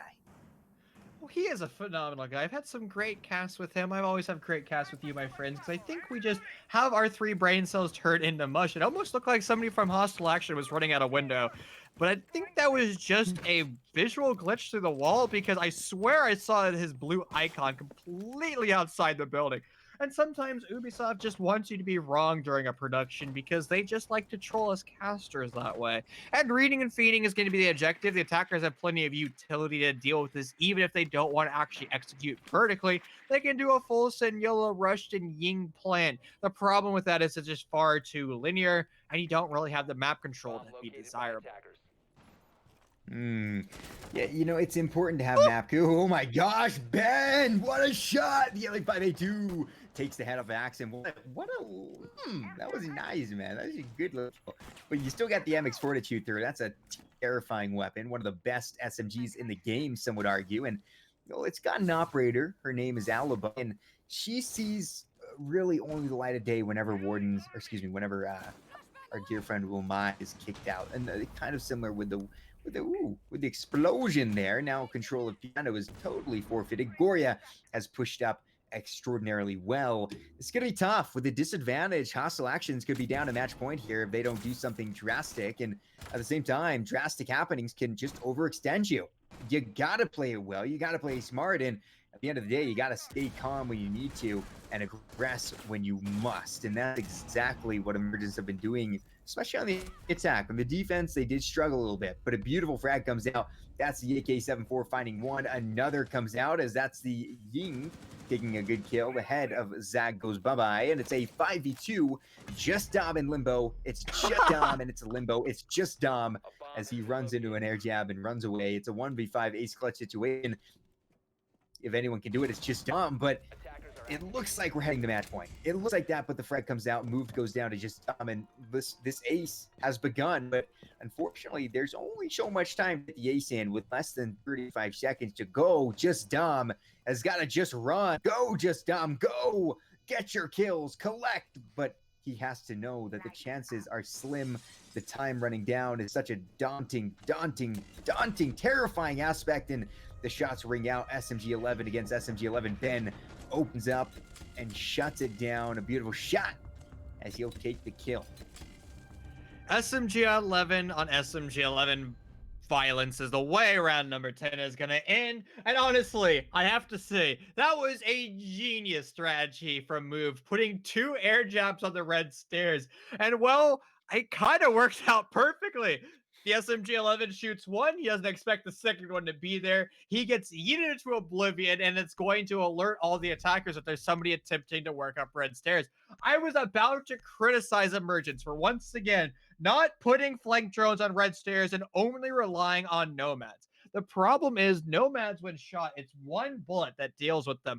And that bullet sound propagation doesn't work out as well as you'd like it to. So if you're just relying on a staircase to be watched by one air jab, you're better off bringing out a gridlock, because the defender is going to have to shoot away all those track stingers. And that makes a lot more noise than just one bullet. Now, sure, you can still melee those, but that's going to take a lot of time, and it's going to lose you some of the HP if you don't do it properly, but it's still louder to melee one of those track stingers and actually shoot it with one bullet. So I'd like to see Emergence make that adaptation. Now, I can't be too critical of them because they were still able to win that round. And once again, Gotia seems to just get better and better every round. I like that. He really does. I mean, he's always there. He's like just the man who can never be stopped. And with almost a 3.0 KD, Goria is sure to be named that we will be whispering for years to come in our sleeps, just haunted by the epicness of this man. I'll be telling my grandkids, I'll be like, well, boy, once upon a time, there was this guy named Goria, and he was crazy. And they'll be like, shut up, Grandpa, take your pills. And I'll be like, meh. But at the end of the day, it's match point. Emergence are about to win this 7-4 unless Hostile Actions do something crazy cool. They're on the defense, but as we've seen before, the defense can fall easily with a proper attack. And talking to proper attacks, Emergence have had the proper attacks 3 out of 4 times to take us to match point. And the wall is going to start to open up. This is going to be an avenue for the attackers to push on through, but deployable shields are still abundant on the side of the defenders. They're going to be playing them all the way deep from washing. And that's a strategy that we've seen in T1 and once again being replicated here in T3. The defenders are going to be retreating deeper and deeper into their bomb sites, foregoing the majority of the A site, and really relying on the preset holes they made on the second floor, as well as the Swiss cheese hole between the 2 bomb sites. But there goes the smoke grenades. Where's the answer from vertical pressure? It's going to come a little bit late. Sonofin's going to take a lot of damage and eventually not get felled away because the Toxic Babes are going to miss completely. Move's going to find a free kill of his own, but immediately refragged as the lobby begins to crumble, but more in favor of Emergence.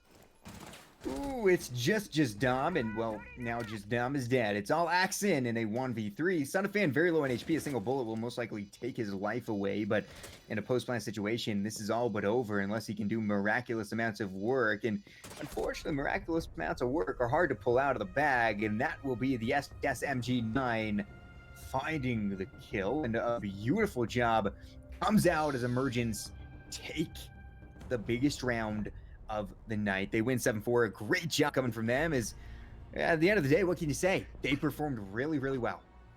And Clouds in all chat says Ying for Chief, and my friend, I appreciate that. And well, Emergence is gonna steal our hearts in this series. They played brilliantly, all off the back of Goria. Ben stepped up as well as moved, and well, Son of Finn did exactly what he needed to. He needed IGL, he needed to orchestrate his team to success. Delivering them to that will be him. Couple that with Mr. Clouds. I'll tell you what, guys, Defiance made a really, really apt comparison, I would say, or I don't know if it was actually Defiance, I can't remember. But in the Twitch chat, I saw somebody mention that Goria is the Bolo of this league, and I would have to agree. I would have to agree. This man is nuts, and I don't even know. There's nothing you can do to stop him. If he is ready to go, he will jump down Skylight and get a 4K. It's all on him. It's nuts. I'm still reeling from that entire clip. Goria, that 4K, just bulldozes his way on through. How does that happen? How is this man so good? We need an interview, and I know Son of Finn is going to be taking the interview, but I want to hear from Goria. The man, I mean, there's a reason why he's champ. I think he's what, like 97 90 or something. Yeah, Yeah, he's literally in the top 100 players in the entire world, and he's able to do things like that. It doesn't surprise me. I know it's ranked different than comp, but the man is just a god. He's goatee. I know somebody said that in Twitch chat earlier, but God, he's good. It's a combination of like luck and pure skill. And I'm sorry, Slay, I know you want to talk too, but I just gotta mention, like, he is the Lord himself when he's aiming. Like, he hits his shots, but then at the same time, the other team just doesn't shoot back. Like on that 4K clip, the Maestro was looking at him, man. He's behind the mirror. He saw him swinging. Like, what happened there? But in any case, you know, Slay, what do you got to say, man, while we wait on our interview? I mean, just another phenomenal performance, and it really is. It just seems like he is the enabler, man. We talk about a lot of cool things here, and well, there are certain things as my camera goes into oblivion. Oh my goodness, I'll wipe it away. What is going on? I dude? think you're making it worse, man. I think wiping it's making it worse, dog. Don't- I don't even know. don't wipe- Another don't round wipe. says hello. You're getting muted. That's terrifying. Oh, Okay, good. Your camera Take me takes away, it out. dude. What was that? But no, honestly, Emergence has a great lineup. I'm back for a second and it's still bad. What is going on? Help! Help me! You're I'm getting being mute sucked jammed, away. man. You're getting This mute is jammed. Mute Oh, jam the mute jammer. bug. There he is. He's back. The He's sound alive. bug. Hey! Holy, No, all right. Emergence has a great team, and it just feels like Gloria is that ignition that they need, and they can work well with him. He's the engine, man. He gets it going, but if you don't have wheels, you just got an engine. And the rest of the team help move the team forward perfectly. Tremendously well done job from Emergence tonight. Well, you're Well, talking I know- about the. Oh, just Cheat stepped code. on my desk host. We're talking about the man that is moving Emergence forward. He goes by the name of Son of Finn, and he's blessing us with his presence today. My friend, hello, welcome, congrats on your series win. You said you're gonna deliver your team to victory, and well, all 5 of you have accomplished our goal. Congrats on that. Yo, thank you so much, Chief. I really appreciate it. Yeah, we came out this week with a new mindset, a new strategy that we were going with, and I think it turned out really, really well. So you're talking about a new mindset and strategy, and what are those two components? So what we basically did was we were focused more on getting the plant down. As you saw today, we got about 5 plants down or whatever across both maps. So that was like our big philosophy on the team. And we actually, Clouds is starting to IGL a little bit more today as well, with like kind of playing the off operator. So like he's able to like throw down the smokes as Ying or be able to watch multiple things. So we've rotated him to more of that. And then what I do is I call the executes basically. So we do that. And then basically our main goal is to get plants down now. And I feel like it's working out significantly better than before. Now I have to address the elephant in the room. That's Goria. What on earth is this man being fed? He's just killing things. Dude's eating his Wheaties, dude. I don't know. Like, he comes ready. He comes ready to play, dude. The kid's insane. He's awesome. He's also a really humble dude. He would be an amazing addition to any roster. Like I am so blessed to have him on our team. Like he's so good. Well, I'll tell you what, before I throw it over to Slay for his question, you know, Goria, why couldn't you do that the other day, man? We played qualifiers with Goria, and he dropped, like... Oh, no, I'm just kidding. He was really good the other day, too. It was just funny, but in any case, Slay, take it away, man. Well, you know what? Congratulations, you guys did a good job there tonight. Good win, fun win. Thank you. So, what happens, man? You say that you want to switch it up, where you make the defense get a little bit more pressure when you put the plant down. What goes on in the minds of a defense when the plant hits the floor? Do they kind of get scattered, or is there like a mental game to it? What's the plan when you have the plant down? So most of the time, whenever we have the plant down, the roles kind of flip. So like the second you get the plant down, the defenders now become the attackers and we become the defenders. And since this game is defender sided, you usually win the post plant because you already have your people, like all your people like in the correct positions if you do it correctly. And then they have to walk into you now. So you have the better guns because you're on attack, and you have the better positioning. So it's basically you get a bunch of freebies.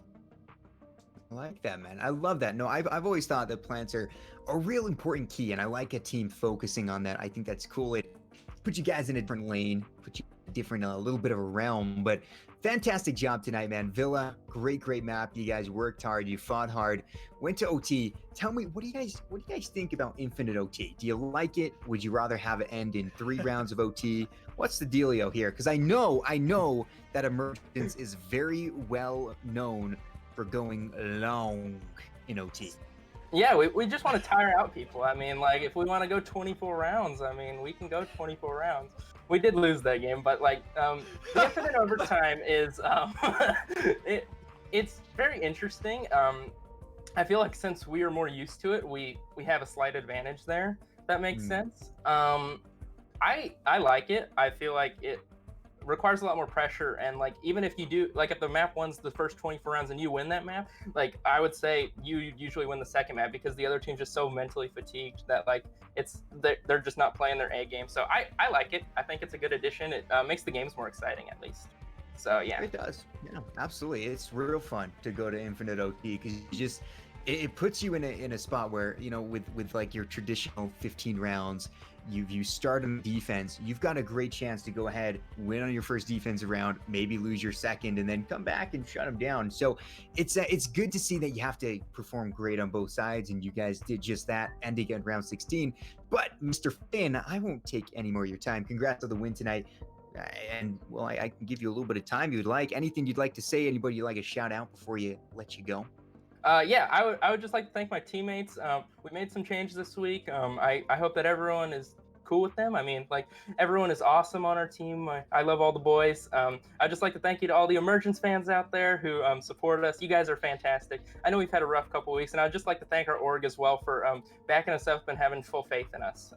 So yeah, just thank you guys so much. That was beautiful, man. Real wholesome. All right, Finn. Well, thank you so much. We're looking forward to seeing you guys in the future weeks here, making that comeback grind, you know, get back up into the top 6, make those playoffs. I know for sure you'll be looking for that, and it'll be fun to watch that as well. So that being said, we're going to go ahead and kick you out of this voice call. You know, you're done. You're done. Bye, Finn. Alrighty. All right. See you, man. Alrighty, see you guys. Cheers, take care, bud. I'm not that mean. I'm just flags off. Yeah, Alrighty, have a good night, guys. Okay. Oh man. I actually did just kick him from the voice call. He did keep talking, but in any case, all right. what I just contradicted myself. I said I'm not that mean, and then I actually did. Oh Lord. All right, but Chief and Slay, you guys did awesome. It was fun watching you guys.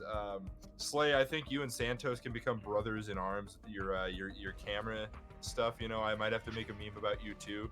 About getting like muted or knocked or something like that, but ridiculous. All right, well, with that being rough, said, guys, y'all have anything you want to say before we get our beloved Smith up in here? Everybody in Emergence streams, please go watch them. I think it's Cloud spelled with 3 Z's, Goria spelled, I think it's Goria R6, Son of Finn spelled properly. I know Move streams, I think it's just Moved R6, and I don't know if Ben streams. Go check them out. They're all great people. Since they won today, I may as well plug that. But I think that's going to do it for me. As always, stay safe, stay well. We'll be back with you another time. Alrighty. Absolutely. See you guys. Submit, bring the power of that big brain, man. Bring it on up into this voice call. Bring it on up into our cast for one final hurrah. How you doing, bud? Hey, buddy, how's it going? It's going great. May had to put you in that bottom camera slot because otherwise your hair would be too powerful and it would knock me out of my camera slot. You see what I mean? I mean, it's actually my hair. I know sometimes when it gets out of frame, I have to like kind of stay lower and in frame because if it goes out of frame, it actually reaches towards your frame. Right, and that's why Putin isn't here actually, because your hair accidentally knocked him out of the call and he just didn't, Yeah, I mean, my hair is so strong, it just made him want to go to the gym. He needed to work on his own hair growth at the gym, bro. He doesn't get his muscles in his hair. All right, but, oh my god, that's enough of that. But oh wow, Kafe, what another heater of a map right there. We saw a lot of really awesome plays come out from Emergence in particular. Hostile actions, not too shabby from them. But Smith, you're the man with the brain behind this. I want to hear what you got to say. I mean, okay, I'm just gonna go off the rounds here because honestly, you know what? Screw that. I'm just gonna go ahead and say overall, Emergence played phenomenal today. It was even better showing than they were last map, and I think that was the best performance I've ever seen from them this season. Mhm. It was crazy. Oh, besides the fact that Goria was able to break the kill record on SCS, plugging in our stuff. But Goria, that 4K was insane, absolutely bonkers. But in round one, I wanted to highlight just the fact that in the execute, it's gonna come up here in a little bit. It was Nomad and whoever was planting, and it was 2 other people. They were already in kitchen cooking. They're planting in kitchen service, and the planter's planting behind the bomb chastity, right? So Nomad, she goes over there by the big window in freezer and tries to hold off the angle in there, which is not the angle the planter needs to be held, right? Because you want to be able to if you're holding the bomb chastity, you get the angle that they have in there in kitchen cooking back in K2.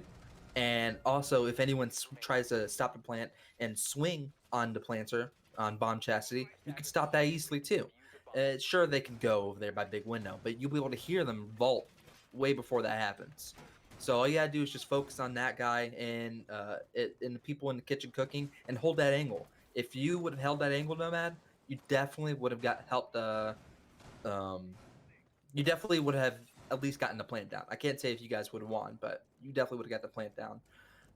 In round 7, this is where Goria was just a monster. 4K, 4 seconds, awesome. I also wanted to highlight the fact that Hostile's actions, it was such an interesting way of holding Pixel. I actually enjoyed it. I actually might have to check out some creativity with the Pixel angle myself.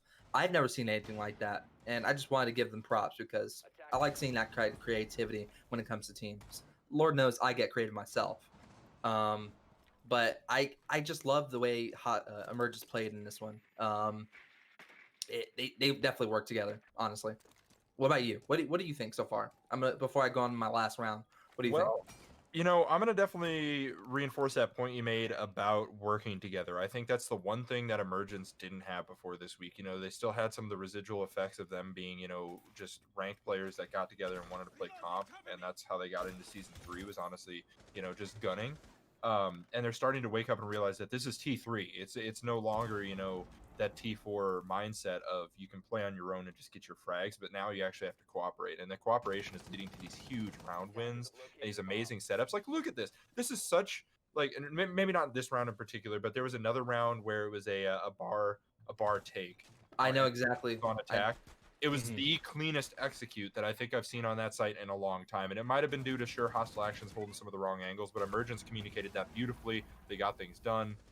Exactly what you need to do, and I think that's all just down to maybe that dual IGL system they were talking about in the interview. It's going great for them. I mean, we'll be talking about that in a second after this round because I put that round 9 in one of the rounds I wanted to show. just to show how much improvement there was between the cohesiveness of the attacking of Emergence. I mean, they won their gunfights overall. There was a little bit of hiccups between Emergence and working together. Like in round 8, Goria lost his life because he didn't pitch the Jaeger, who flanked and killed Thermite and got the control bomb. And because I mean, Moved still ended up getting the refrag anyways. What a beast, man! What an absolute They beast! just weren't shooting back. I mean, look at that. You had 3 opportunities. Oh, thank you for replaying that. Actually, That was nasty, man. That was oh so my nasty. Lord. Oh I don't my even God. know. I don't even know. There's That was- no way that I myself as a player would ever be able to do something that is that cool. That was 4 seconds. I'm man. just gonna say it. You said 4 seconds. That was 4 seconds. I went back and counted because someone asked in the analyst channel. 4 seconds. Holy. Okay. Well, I'll tell you what. I mean, his wrist is probably gonna hurt a little bit after that Maestro kill. I mean, you probably flicked so hard across your mouse pad just to try and get off the Maestro and back. I'll give it to him. That was, oh my Lord, what a time. But here we are. I mean, round number 9. You were talking about this one as a big thing, and I'm gonna let you get to that in just a second. But I do want to highlight. I forget. I think it was Zag on the Nomad, or could I be wrong about that? Who was their Nomad player on Hostile Actions? I think it was Zag actually. Okay. But I'm not sure if it was this map.